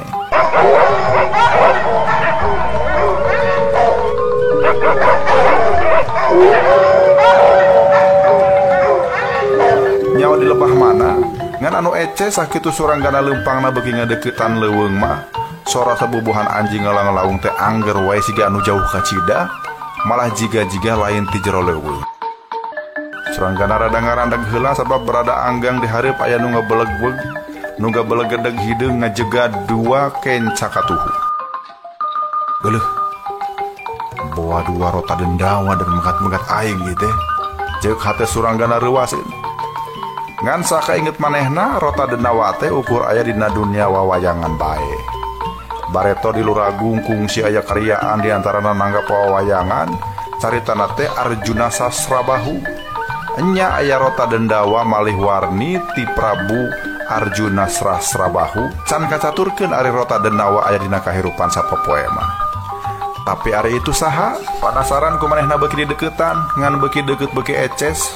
Horeng eta mah ukur arca rota dendawa 2 marawa gada deui. Kapanggih ayeuna mah maranehna teh keur ngajaga lawang saketeng.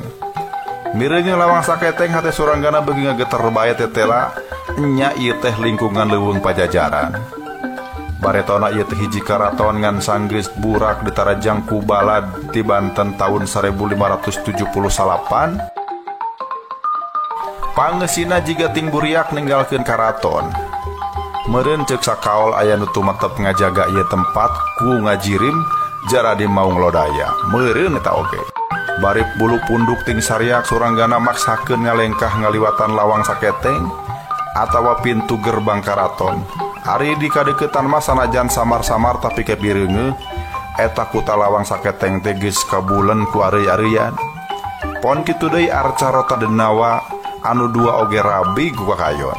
Ukur nyerikeun yen ieu tempat teh arang kasabak ku manusia. Ayeuna Suranggana geus leumpang mapai-mapai jalan anu dibalai ku batu koral tapi ieu oge tetep geus kalindih ku jujukutan. Di sisi kenca jeung katuhu aya gundukan jiga baheula mah ku tajang ciri jalan. Suranggana nyipta-nyipta, meureun baheula mah ieu tempat teh, ieu jalan teh biasa dililiwatan ku warawirina perjurit anu tarumpa kuda. Boa di lawang saketeng oge baheula mah rentul gulang-gulang anu jaga. Ayeuna kacidati iseunana kajaba koreak jeung suit uncuing anu kadenge ti kajauhan. Suranggana leumpangna beuki ka jero, tepikeun ka dina hiji waktu manggihan tingrung gunukna ka kayon. Geuning lain leuweung biasa ieu mah. Tapi jiga-jiga baheulana hiji adegan imah badag ngan geus katuruban ku rupa-rupa ka kayon. Suranggana henteu wani neruskeun lengkah sabab aya sora-sora aheng anu matak bulu pundukna ting puridi.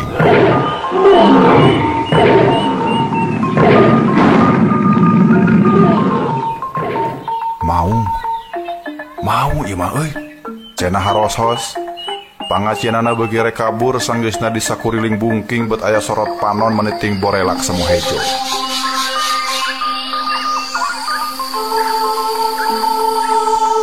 Sora anu tinggara teh juljol ti ditu ti dieu.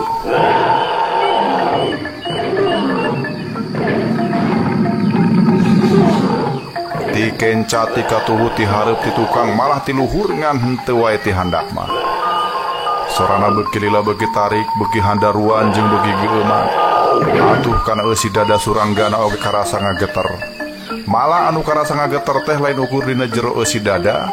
Dalah kasakuriling bungking oge kitu bumi teh asa inggeung.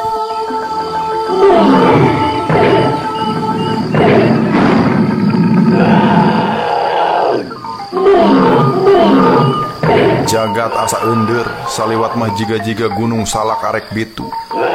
Tapi Suranggana meraketkeun hate jeung nenangkeun pikiran. Montong ngaganggu ka kula sabab kula ge moal ngaganggu ka Andika. Ceuk Suranggana ngawani-wani maneh. Kitu nate bari maju salengkah. Ari anu tinggal remah masih keneh disada ngan sorana henteu matak eundir teuing kawas mimiti. Tuh hendak ngusirila nepikeun ka simpena pisan. Basa Suranggana luak liuk tetela cahaya anu tadi moncorong ti ditu ti dieu teh geus leungit nyaho ka mendi. Minangka gantina dihareupeun manehna geus ngajajanteng hiji jalma di baju hideung di calana pangsi. Di pangsi hideung iketna oge sarua hideung ukur roman beungeutna anu henteu eces teh da puguh kaayaan mungguh ukur reyem-reyem. Tapi eces anu nyang hareupan manehna teh estu jirib manusa.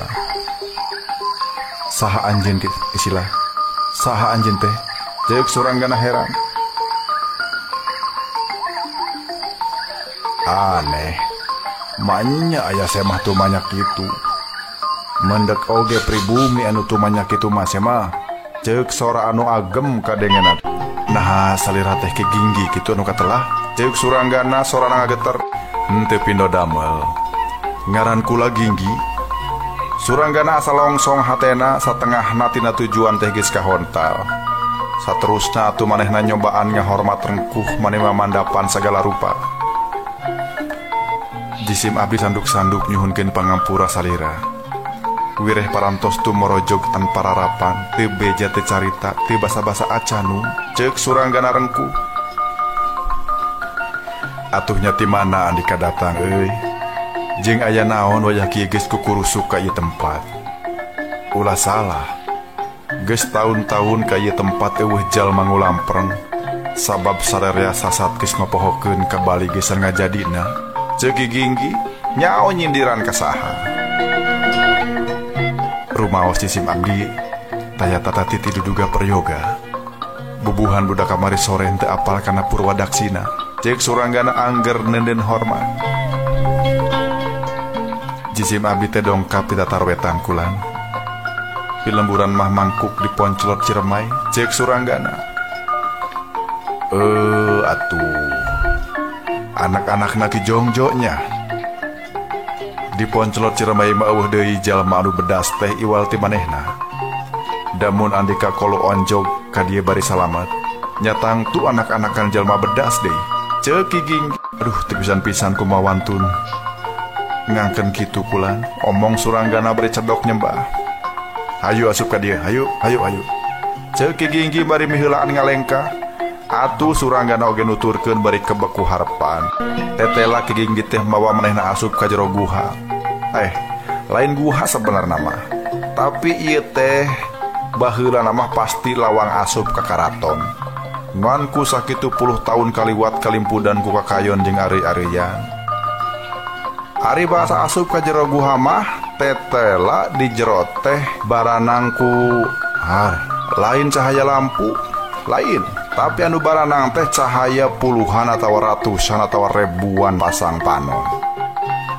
Gusti nu agung, mana horeng teh ribuan pasang panon maung. Ukur sakedeung hate suranggana kebat-kebit nate. Sabab bari geus rada lila mah hatena mimiti regreg manehna percaya pisan ka Ki Ginggi. Jadi naha make kudu sieun. Sok diuk dina amparan jukut jalu ceuk Ki Ginggi. Suranggana diuk dina lukut kandel empuk jeung hanit. Sora geremna maung kadenge halon tapi mata kerujai kana punduk. Kasugri pamiarsa minangka selingan dina ieu dongeng simkuring bade sakedik medar perkawis Karaton Pakuan. Ceuk anu henteu resep ka Pajajaran mah bohong cenah cantang tu aya. Geuning cenah buktina kitu. Da buktina batur mah lobat tinggalna. Hayang sajarah anu kumplit mah tuh cenah di Jawa Tengah aya candi aya karaton dari Pajajaran. Ukur aya dina carita lisan kitu cenah cek anu kritis oge. Aya nu haat bumela mun aya nu nyebut-nyebut ke naon pangna Pajajaran teu boga titinggal anu mangrupa karaton sabab urang Sunda zaman harita sifatna nomad nyaeta resep ngumbara teu betah cicing di hiji tempat. Raja oge mindeng pundah-pindah atuh alatan masyarakat pahumaan. Rahayat oge sarua gawena pundah-pindah. Kusabab gitu Kasugri maranehna teu hayang ngadegkeun padumukan anu permanen da ukur keur saheulaan teh.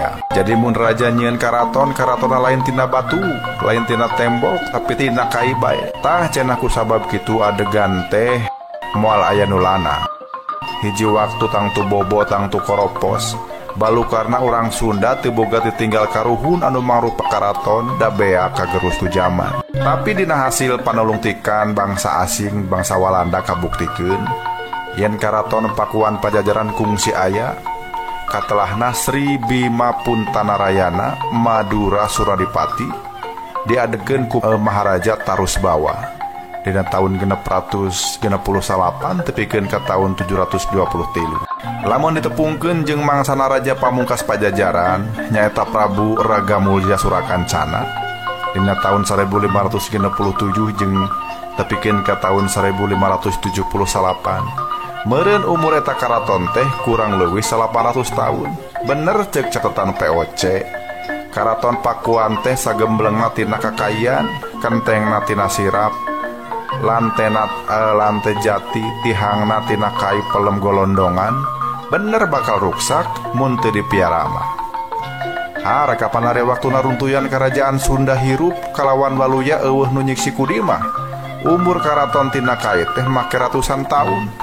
Malah 800 tahun. Karaton Jogja, Karaton Solo, Karaton Kasepuhan, Kanoman jeung Kacirebonan kabeh oge tina kai kajaba bentengna tina tembok. Geuning ari eueuh anu nyisi kudi mah ajeg pengkuh tepi ka kiwari. Ari Karaton Pakuan Pajajaran ayeuna sirna kusabab teu dipiara teh. Laporan ekspedisi Ki Mas Tanu jeung Peter Secipio nyebutkeun yen eta karaton jiga ngadadak pada naringgalkeun dina waktu anu bareng. Plengles padumukan teu baralik deui. Culeos teu hayang miara deui. 100 tahun ti kejadian anu dianggap tilem teh eta karaton geus robah jadi leuweung gerotan tur dieusian ku sato galak saperti mau. Tah kitu Kasugri pamirsa. Tumorojogtan pararapan kieu. Nah naon atuh anu diseja teh jalu? Ceuk Ki Ginggi sanggeus sila papahareup sabot kitu teh irahang ilesna ratusan atawa boa ribuan pasang panon anu ting poncorong oge geus areueuh. Ngan aneh ari kaayaan di jero mah bet jadi caang najan remeng-remeng keneh oge. Cedok suranggana nyembah atuh daradad manehna nyebutkeun yen matak jauh-jauh usaha satekah pola hayang nepungan teh. Dumeh aya urusan-urusan penting anu merlukeun bantuan Ki Ginggi. Ki Ginggi unggek-unggekan jiga nu surti sok padahal sabenerna suranggana mah acan nerangkeun sacara gemet jeung merele. Nu bieu dicaritakeun mah kakara garis badagna bae. Ngan samemeh manehna nerangkeun leuwih gemet deui di pakarangan kadenge anu hohoak nyarekan lak-lak dasar. Kituna teh bari nangtang ijen ka Ki Ginggi. Suranggana apal eta teh sora hohoakna Ki Pragola. Ki Ginggi anu dicarekan lak-lak dasar henteu gimir henteu ngambek, malah kabireungeuh bibirna kalah ka ngagernya. Sanggeus cengkat gewat inyana ngurumui keluar. Mana anak aing? Mana? Awas lamun kumawani mangaruhan goreng ke manehna. Ceuk Ki Pragola nolak cangking. Kurumui Suranggana ngurumui tukangan Ki Ginggi. Ditutur-tutur di Tanjung Pura kene. Siabat ngeladog ka dieu. Aya keperluan naon mah kitu porojog ka dieu? Ka ieu tempat sia Suranggana. Ceuk Ki Pragola jiga anu nyaan geus ngarasa hak ngatur kahirupan Suranggana. Ari anu digelendang mah ukur ngeluk semu nyumput di tukangan tonggong Ki Ginggi. Geningkuh teu sangka Ki Adi teh boga turunan. Atuh syukur. Jeung ieu turunan Ki Adi aya ku hormat deui. Ka uwana teh make daek munjungan. Ceuk Ki Ginggi bari ngalieu ka tukang. Suranggana, ka dieu sia. Montong dedeketan jeung jelema jahat. Ceuk Ki Pragola geus sugal deui bae. Ki Adi, montong ngomong gitu cicing sia. Aing teu hayang di aku adiku sia. Sok, geuwat ka dieu sia Suranggana. Ceuk Ki Pragola. Tapi Suranggana keukeuh cicing tukangan Ki Ginggi. Jika tuka ditu, sia kudu nurut ka kolot. Ceuk Ki Ginggi ngaliuk deui ka tukang. Da seueur pisan ngangkeun-ngangkeun kolot na jisim abdi mah. Suranggana anggur nyarita kitu mungguh matak heran keur Ki Ginggi. Baru kitunya, pokna kerung. Yaktos nun. Kamari-kamari aya nu nyebatkeun. Pajah jisim abdi teh anakna Ki Yudakara. Ceuk Suranggana, Yudakara? Ki Ginggi ngalenggak semua lohok. Eta kasaworan Pangeran Arya Damar anu cenah ngangkeun incu ka jisim abdi. Ceuk Suranggana deui.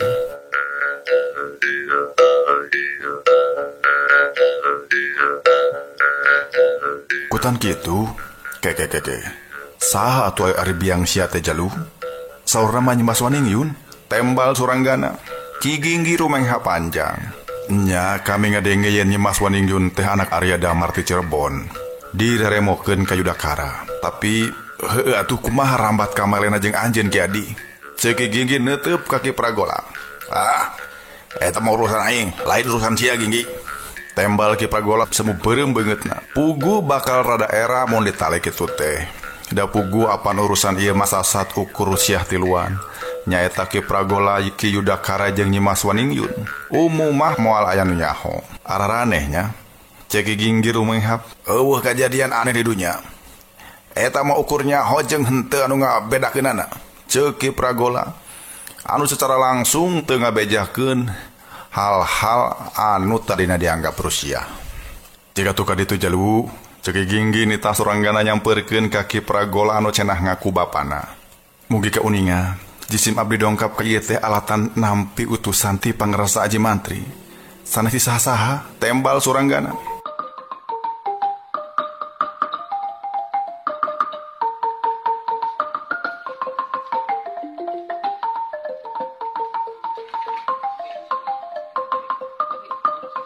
Lamun mah ditogmolkeun ucapan manehna teh sarua jeung nolak kana kahayang Ki Pragola. Jeung jigana Ki Pragola oge ngarasaeun da buktina mani muncareng ka Suranggana. Suranggana, sia geus kumawani wangkelang kanu jadi bapa. Kitu pokna. Lain kitu, tapi ieu teh beja anu kacideng ngadadakna. Mangke heula kami deuk minta penjelasan ti Ki Guru. Sabab sarela ieu mah nya inyana anu ngurus kami. Ti leuletik tepi ka gede. Tembal Suranggana. Nyaritana henteu adab da ngagunakeun bahasa loma ayeuna mah. Atuh pugu we matak ngahudang amarah Ki Pragola cikeneh kadenge ari nyarita ka Ki Ginggi mah Suranggana teh manis sakitu rengkuhna, manis sakitu adabna.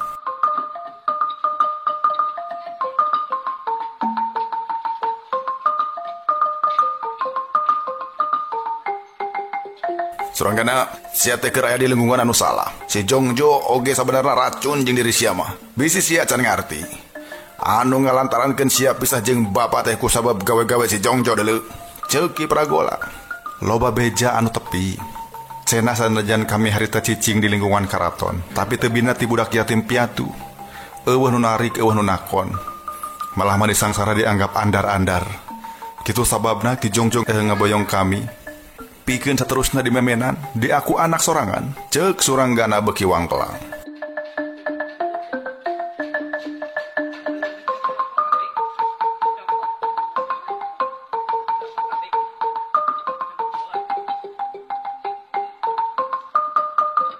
Sia moal ngaku bapak ka aing Suranggana. Ceuk Pragola amarah namun geus leb-leban. Ngan sampai kejadian goreng lumangsung leuwih parna. Ki Ginggi maju ka hareup. Menggeus gadi montong mangsa-mangsa teuing. Keun bae mun ayeuna ieu budak masih keneh sangcaya mah. Saha nu nyaho ka hareupna bakal ngaku. Ulah dianggap aneh. Da atuh tong boroning budak kamar ieu anu mikirna can jejem. Da laki ade oge anu jembar pamikir. Tetep we tuh gadanget kiwari acan sanggup ngaku lance ka kami. Ceuk Ki Ginggi malikeun.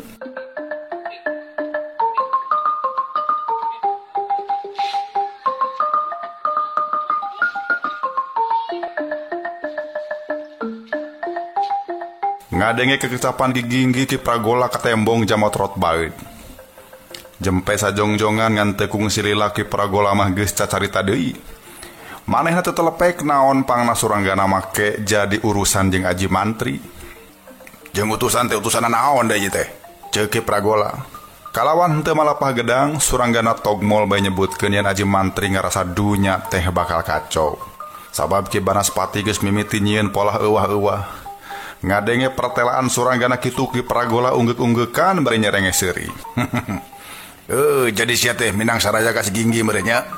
Pikeun ngahalang-halang cita-cita Ki Banaspati meureun nya. Ceuk Ki Pragola seuri koneng. Suranggana tatag unggek.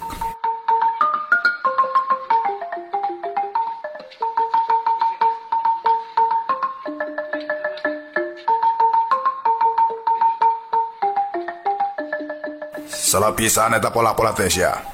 Dengekeun budak pasanggal, dengekeun. Moal lila deui Banten bakal ngarurug ka tanah Sunda. Sumedang Larang bakal dijorag. Cirebon bakal direbut. Tah lamun eta perjuangan hasil. Anu bakal dibenum nyakel kekuasaan di tata Sunda teh nya Ki Banaspati pisan. Ki Banaspati teh hayang meungkeut wewengkon-wewengkon anu kiwari bacacar. Ku Ki Banaspati bakal dihijikeun deui seperti badagna negeri Pajajaran waktu dipimpin ku Prabu Siliwangi. Bet heran aing mah, loba jalma anu teu panuju kana arti persatuan. Harayang teu napsi-napsi wae. Hei, Ginggi, mun sia nya ngaku sinatria pilih tanding bebenteng Pajajaran. Nah apa madegan sia teh beuteung jiga dulur saelmu sia nyaeta Ki Banaspati. Ki Banaspati teh keur ajol-ajolan hayang ngagedekeun deui Pajajaran. Tapi nah hari sia anu pajahmi ka cinta Pajajaran teh kalahkan mumpi dino poek. Karena haon sia nyeng cerikeun urut karaton anu ayeuna geus jadi leuweung. Padahal sia masih keneh boga tenaga pikeun nuturkeun tapak lacak Ki Banaspati. Ceuk Ki Pragola ngesak-ngesakeun. Anu diesak-esakeun mah ukur ngabelengeh seuri. Puguh susahnya sabab ari nu baroga ambisi mah maneh sakitu leubeut pamanggihna teh. Ki Adi ulah nyusah-nyusahkeun maneh make mantuan ketakna Ki Banaspati. Angot pan Ki Adi mah cenah urang Cirebon. Asa mustahil ngaku urang Cirebon make boga cita-cita hayang nanjirkeun deui Pajajaran. Tapi sabalikna deui, sanajan Ki Banaspati ngaku urang Pajajaran asli, tacan karuhan tujuanana wening demi Pajajaran. Ki Adi, zaman ayeuna mah loba tujuan pribadi anu disipuh seolah-olah jang kepentingan umum. Henteu dieuweuheun, make aya jalma kolo ngagunakeun tameng agama, seolah-olah demi agama, padahal demi kekuasaan pribadi atau demi kelompokna. Ki Banaspati oge kitu. Kusabab manehna nyaho loba orang Sunda anu gede katindeungna ka Pajajaran. Atuh kepentingan pribadina teh dipulas ku polah, seolah-olah manehna bajuang keur kepentingan Pajajaran. Zaman geus maju ka hareup Ki Adi. Zaman geus maju ka hareup. Mustahil jalma deuk nganjang deui ka mangsa lawas. Ceuk Ki Ginggi nembalan pangjejeleh Ki Pragola. Bohong malulu. Paja sia bebela ka Pajajaran teh. Ceuk Ki Pragola bari cumidu. Ki Adi, Pajajaran mangan saukur ngaran.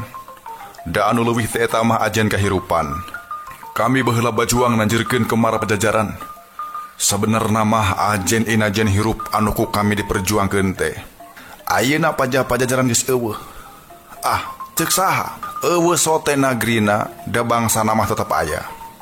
Da adeg-adeg mah tetep aya. Tah eta anuku kami ayeuna keur dibela mah. Nu mata keur kami mah mantak henteu ka harti. Keur naon make aya basa hayang nanjeurkeun negeri pajajaran. Lamun keukeuh maksa kitu, hartina bakal ngagedurkeun pacogregan. Buktina ki Banaspati. Dati keur pajajaran aya kene oge manehna magawena teh ukur jadi euwah-euwah. Waktu pajajaran dicangking ku raja nu leuwih boga hak, kapan manehna paeh poso hayang ngarebut kekawasan. Nah eta teh perlambang cinta ka nagrina. Ceuk Ki Ginggi deui. Hese para butuh beneran yang si Maginggi. Ceuk Ki Pragola tetenjrak. Geus kitu manehna neuteup ka Suranggana. Ki Pragola keukeuh ngajak malar Suranggana daek gabung jeung manehna. Suranggana, moal aya nu bisa ngabuktikeun. Tapi cing percaya, sia teh pituin anak aing. Da cacak-cacak biang sia masih kena aya di kieu mah. Kana tangtu bakal ngarawus sia bari nyurucutkeun Cipanon. Da cacak-cacak biang sia henteu paeh ngora-ngora mah. Kana tangtu manehna bakal nganyakeun kana naon anu cikeneh ku aing disebutkeun. Da cacak-cacak Yudakara henteu dipateni ku si Ginggi mah. Kana tangtu manehna bakal nyebutkeun yen sia teh lain anakna pituin. Hanjakal kiwari ukur aing sorangan saksi hirup mah. Tapi sing demi sia teh bener anak aing anu saestu. Hiap ka dieu Suranggana. Ceuk Ki Pragola dina tungtung kalimah make semulu mengi segala rupa. Hate Suranggana lir pabedol-bedol sakapeung hayang percaya sakapeung deui hayang nolak.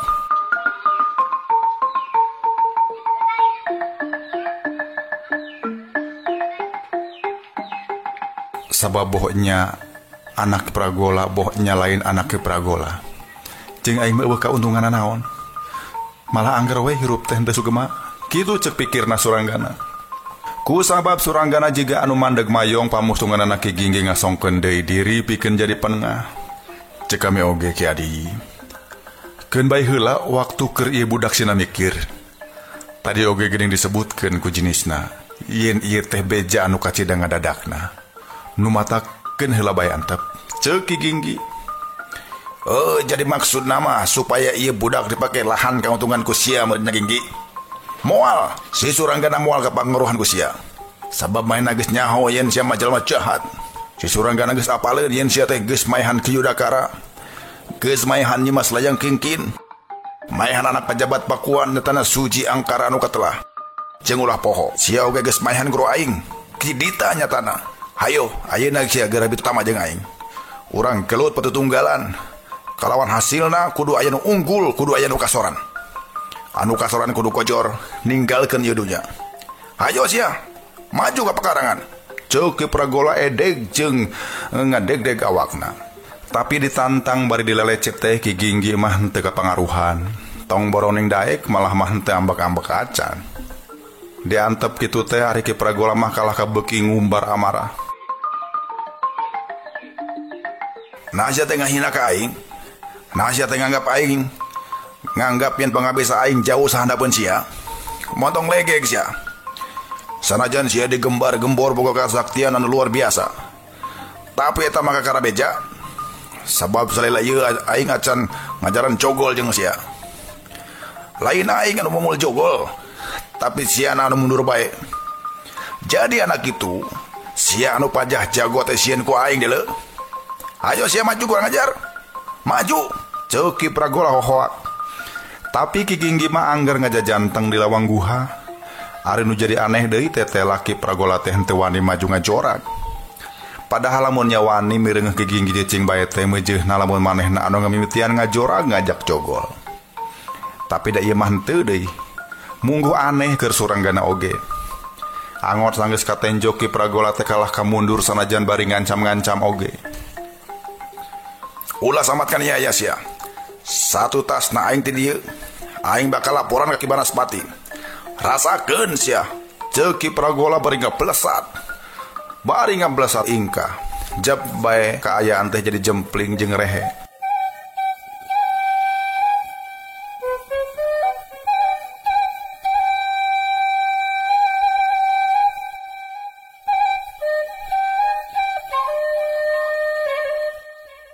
Sainditna Ki Pragola Suranggana mah geus silaan dekak nyang harapan Ki Ginggi anu oge silaan dekak deui.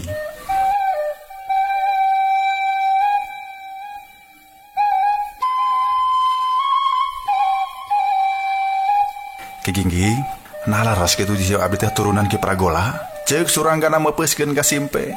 Ditanya kitu Ki Ginggi mah ukur ngabelengeh. Di luar kaayaan geus carang-cang tihang sora hayam leuweung geus mimiti recok di saradati jauhna.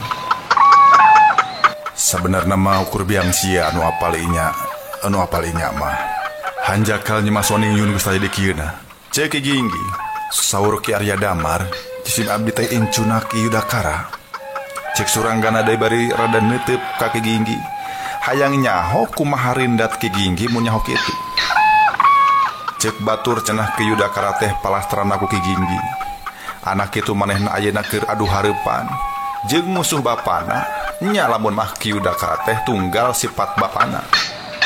Tapi direret saliwat Ki Ginggi henteu robah semu angger we runya-renyu somea. Sia teh jalu tetela jalma anu boga nasib goreng. Meureun ti leuleutik keneh sia dandangan lara balangsak. Keun bae beuki loba kata langsara bakal bagi kuat jiwa sia jalu. Sia kudu ngeunteung kena kejadian anu aya di sabuleureun sia. Dina urusan birahi sing bisa jaga diri.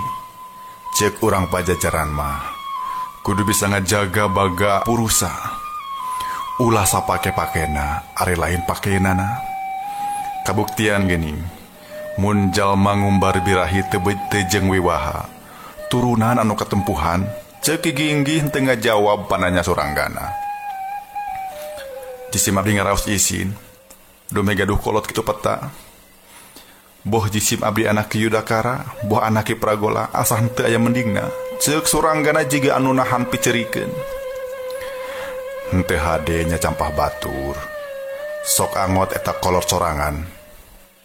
Mending doakeun bae. Sangkan kolot urang dihampura dosa-dosana. Urang kudu bisa meresihan ngaran kolot urang. Carana nyaeta ku bisa ngajaga diri ulah kotor kawas kolot urang. Ceuk Ki Ginggi. Atuh basa diceritaan kitu teh ngan bae-bae cipanon Suranggana henteu bisa kabendung deui.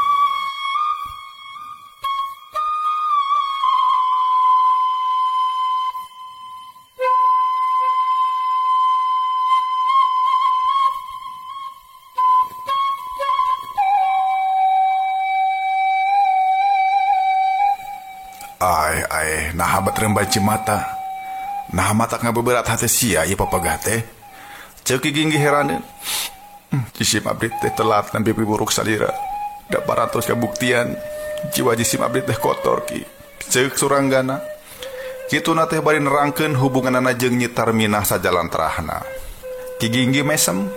Keun bae, budak ngurama sakapeung teh bisa nahan nafsu amarah. Ngan anu penting lamun geus eling eta salah, pacuan ulah dibalikan deui.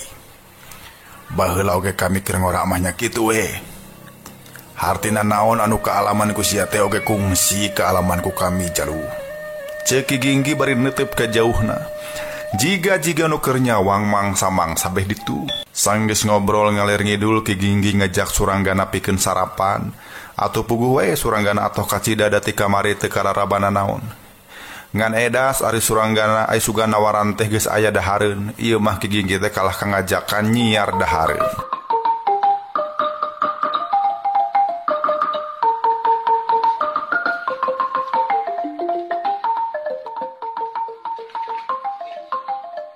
Ayo urang ngalaman nu kualik geura ngeunah mun dibeulem teh. Dagingna gerinyih ku minyak tapi peungkeur jeung seungit. Ceuk Ki Ginggi bari cengkat. Atuh Suranggana oge cengkat. Ki Ginggi ngajak muru ka babagian leuweung tebeh kaler. Saliwat jiga leuweung gerotan, tapi saliwat jiga kebon anu tutuwuhan ngahajadi pelak. Minangka bukti make aya ulas-ulas tangkal kadu jeung buahna keur meuhpeuy, eta tangkal teh ngajajar lempeng. Lamun teu ngahajadi pelak mustahil make ngaberes rapi sagala. Ieu teh Bareto mah masih mangrupa kebon karaton. Katelahna tajur agung. Rupa-rupa tutubuhan bumbuahan aya di dieu. anu pangkakojana mah nyatangkal kadu. Kadu ti tajur agung mah sanajan hejo oge lain ngora. Buahna paranjang, lalintuh jeung sikina kences. Pubuhan katuangan para raja jeung pangagung Pakuan. Ceki Ginggi lempang anca bari malikan zaman anu geus kaliwat. Tuh, aya kadu geblugan. Pasti geus esek pisan, cik bawa. Tapi daharna engke bae tengah poenya, Ceki Ginggi. Atuh suranggana ngarongkong nyokot kadu sagede sirah, geus semu beulah bakat tukolot. Seungitna mani melenghir angin-anginan. Nyawe kadu geblugan ari geblugan teh nyaeta anu geus asak tina tangkal keneh. Tuh aya walik sajodo. Ceki Ginggi tangga. Suranggana rikat ngecakeun kadu sabab rek ngarongkong nyokot batu leutik. Ngan samemeh manehna maledogkeun batu geus dicarek manten ku Ginggi. Entong walik nu eta pokna. Nah kitu ki suranggana heraneun. Eta mah manuk sajodo. Watir keur sababot sapihanean. Lamun diantep heula sina ngendog jeung sina megarkeun anakna, bakal aya gantina neruskeun hirupna. Nu mata kulah dia layeuna, Ceki Ginggi. Kituna teh bari geus nuduhkeun ka jauhna aya manuk keur ngalayang ti luhur. Suranggana rikat maledogkeun batu, siet ngabulasin sabab manuk hiberna gancang. Tuh. Aya di ditu tuh. Itu tuh. Ceki Ginggi.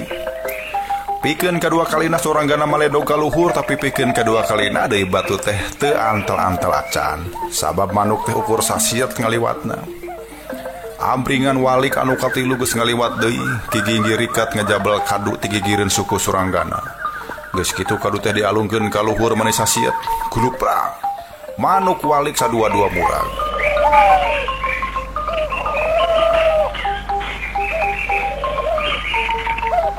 Geus cukup sakieu oge. Ceki Ginggi bari ngajingjing suku manuk anu geus pae. Isuk-isuk mareulem daging manuk puguh we matak uruy da ambeuna mani melenghir. Sang geus asak berak dua andalahar mane capek rahm. Utamana mah suranggana da puguh keur lapar kacida. Baheula mah anu gembul daharna teu Kidarma. Ceki Ginggi bari neuteup ka suranggana. Guru salira teh ya? Nya. Guru kami kacida resepna dipangmeuleumkeun manuk walik teh. Manuk walik nu aya di poncolot Gunung Cakrabuana mah kaasup walik anu dagingna pangeunahna. Ceki Ginggi panonna neuteup ka jauhna. Jiga anu hayang mulangkeun deui paninenganan. Nah aya keneh ayeuna Kidarma teh. Ceuk suranggana penasaran. Geus maot. Maotna oge dina kaayaan sehat. Jadi teu nyusahkeun hirup. Ceki Ginggi ngahulang. Kunaon engke pragola anggar henteu percanten? Yen antara inyana jeung salira teh sasat adi lanceuk dulur petku hinis, ceuk suranggana. Ku sabab hate si pragola mah teu asalah manan batu. Mun geus kitu teh kitu we. Mungguh mata pikarunyaeun sabab ti leutik manehna geus hirup kadungsang-dungsang. Kami dua ante anak cutak Ciwaringin. Ari urang Ciwaringin harita geus dengdek ka Cirebon. Atuh Pakuan ambekeun. Tapikeun ka Ciwaringin dicorag. Nya timbul begal pati. Pasukan ti Pakuan dipimpin ku Kidarma jeung pasukan ti Cirebon dipimpin ku Kidita. Antara Kidita jeung Kidarma geus sababaraha kali tepung, tapi di mana bitotama eueuh anu sanggup silih elehkeun. Tapi beda jeung anak buah nama. Boh anak buah ti Pakuan, boh anak buah ti Cirebon, loba anu perlaya. Ari anu jadi perlaya teh diantarananya indung bapak kami. Kami harita budak umur 7 tahun jeung si pragola umur 2 tahun. Nu hiji diboyong ku Kidarma dibawa ka poncolot Cakrabuana. Anu hiji nyaeta adina diboyong ku Kidita ka Jagasatru. Ceki Ginggi medar pangalaman lawas. Tuh kadang kiwari Ki pragola mah teu apaleun nya, ceuk suranggana. Nya henteu apaleun. Sabab umur 2 tahun acan inget nanaon. Ari kadienakeun nyaeta sanggeus dewasa. Si pragola dibawa ku Ki Yudakara anu hayang ngagempur Pakuan. Atuh akhirna deui dibawa ku Ki Banaspati. Sarua ieu oge anu hayang ngagempur Pakuan. Meureun ti leutik oge geus dihuapan ku kacua ka urang Pakuan. Kaasup kudu ngamusuh kanu jadi lanceuk nepituin. Keun bae. Satung-tung can eling mah nganda awal akhir mah manehna bakal nampa beja anu saestu. Ceuk Ki Ginggi rumenghap, Suranggana oge milu rumenghap. Tapi Ki, ti ayeuna mah jisim abdi bade ngaku bapa kaki pragola. Pokna geuning sia geus bisa nyokot pilihan. Ceuk Ki Ginggi heran. Nyaki supaya jisim abdi tiasa nyebat uah ka salira, tembal Suranggana. Ki Ginggi rada melotot neuteub Suranggana teh ngan sanggeus kitu ana barakatak teh seuri meuni genah nakar.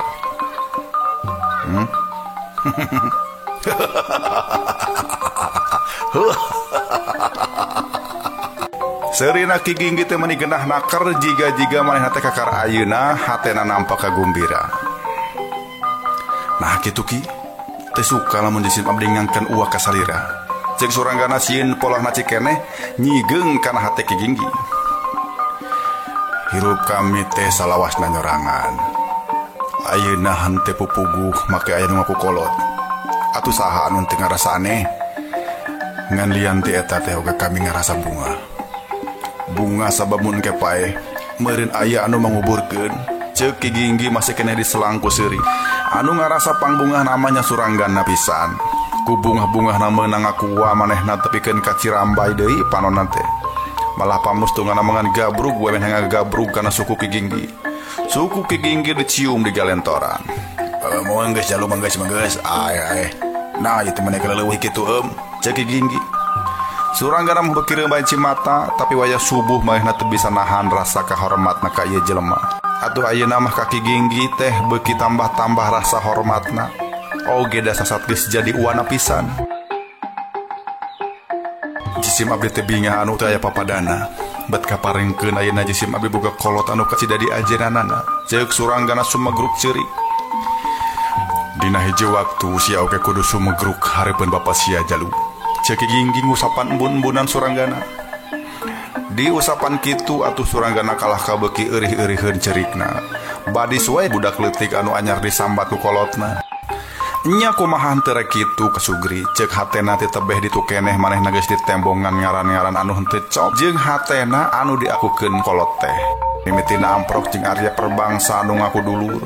Geus kitu amprok jeung Arya Damar anu ngaku aki. Terus aya ngaran Ki Yudakara anu pajah bapana. Ari kabeh dienakeun. Aya deui ngaran Ki Pragola anu sarua ngaku bapana. Tapi kabeh oge anu cikeneh ngaraku dulur teh eueuh anu cop jeung lelembutanana. Da puguh paripolah maranehna bet jaradi euwah-euwah. Kakara ayeuna aing manggihan kolot anu sajati. Ceuk pikirna bari nangkep suku Ki Ginggi pageuh naker. Atuh ari geus diwenangkeun ngaku uah mah Suranggana oge nyebut uah teh saterusna. Manehna manik-manik karasa sosokna jeung geugeutna ka Ki Ginggi teh. Jiga nya we geus lawas pisah. Padahal mah apan papanggih oge kakara ayeuna. Apal oge mimitina mah kakara ceuk cenah yen aya sinatria pinunjul Ki Ginggi anu katela. Ayeuna sanggeus tepung pisan beuki sampurna we ka ajrih manehna ka Ki Ginggi teh. Pajah Ki Ginggi kungsi maehan Ki Yudakara henteu jadi pikiran dakir manehna mah. Mun mah nya ulah Ginggi mateni Ki Yudakara cenah. Nya beunjeunna we da jigana Ki Yudakara mah geus katotol kajahatanana. Kitu ceuk pikir Suranggana. Hanjakal Suranggana teh henteu bisa lila-lila nyacapkeun ka sono. Kumpul ngariung jeung Ki Ginggi eta teh sanggeus manehna inget kana tugas anu diamanahkeun ku Aji Mantri. Wah, jisim abdi teh emut deui kana tugas anu diamankeun ku pangresa Ki Aji Mantri. Ceuk Suranggana muka obrolan anu pokok. Nya. Da uwa oge moal poho. Lamun mah uwa teh carita deui ku hayang namer kasempetan kasia pikeun reureuh wae di dieu. Ceuk Ki Ginggi. Sawios jisim abdi henteu lami reureuh oge, sok asal uwa tiasa nyarengan jisim abdi ayeuna jeung karakata tarwetan. Ceuk Suranggana. Ah, siap mah bisa we ngolong-ngolot teh. Ceuk Ki Ginggi nepak tareng Suranggana. Ceuk Ki Ginggi deui montong kudu dipisah lempang da geus moal ka mamana deui Ki Banaspati mah cenah. Paling ayeuna keur aya di Tanjung Pura, sabab manehna keur boga gawe di ditu. Mun teu salah manehna teh keur ngolong-ngolok Ki Sunta Atmaja, malah eta jalma daek meungkeut ti Lukandagalan teh sejena. Nyaeta Pamanukan, Palimanan jeung Indramayu, ceuk Ki Ginggi. Suranggana molohok sakitu wacisna geuning Ki Ginggi teh. Cacak masih keneh numpi di leuweung Pajajaran tapi apal kana kejadian di luar. Ceki Ginggi sanajan teu disambat batur oge dagis jadi kewajiban manehna cenah ngahalang-halang rarancang Ki Banaspati teh. Ki Banaspati teh lanceuk sapaguron, malah saguru sailmu. Ari bedana manehna mah henteu bisa nahan nafsu amarah. Kabongroy bae ku kawasaan. Jadi salila ieu manehna kitu peta teh nyaeta ngojok-ngojok batur sangkan baruntak. Da sebenarna mah jeung kapentingan manehna sorangan. Ngojok-ngojok malar Banten ngajorag Cirebon jeung Sumedang Larang teh. Sabenerna mah yang malaro wengkon urut Pajajaran di kawasa ku manehna. Eta mah geus jadi cita-cita ti baheula. Nyaeta hayang jadi ratu di pakuan Pajajaran. Ceuk Ki Ginggi. Hayu, ayeuna keneh urang indit ka Tanjung Pura. Ngan samemeh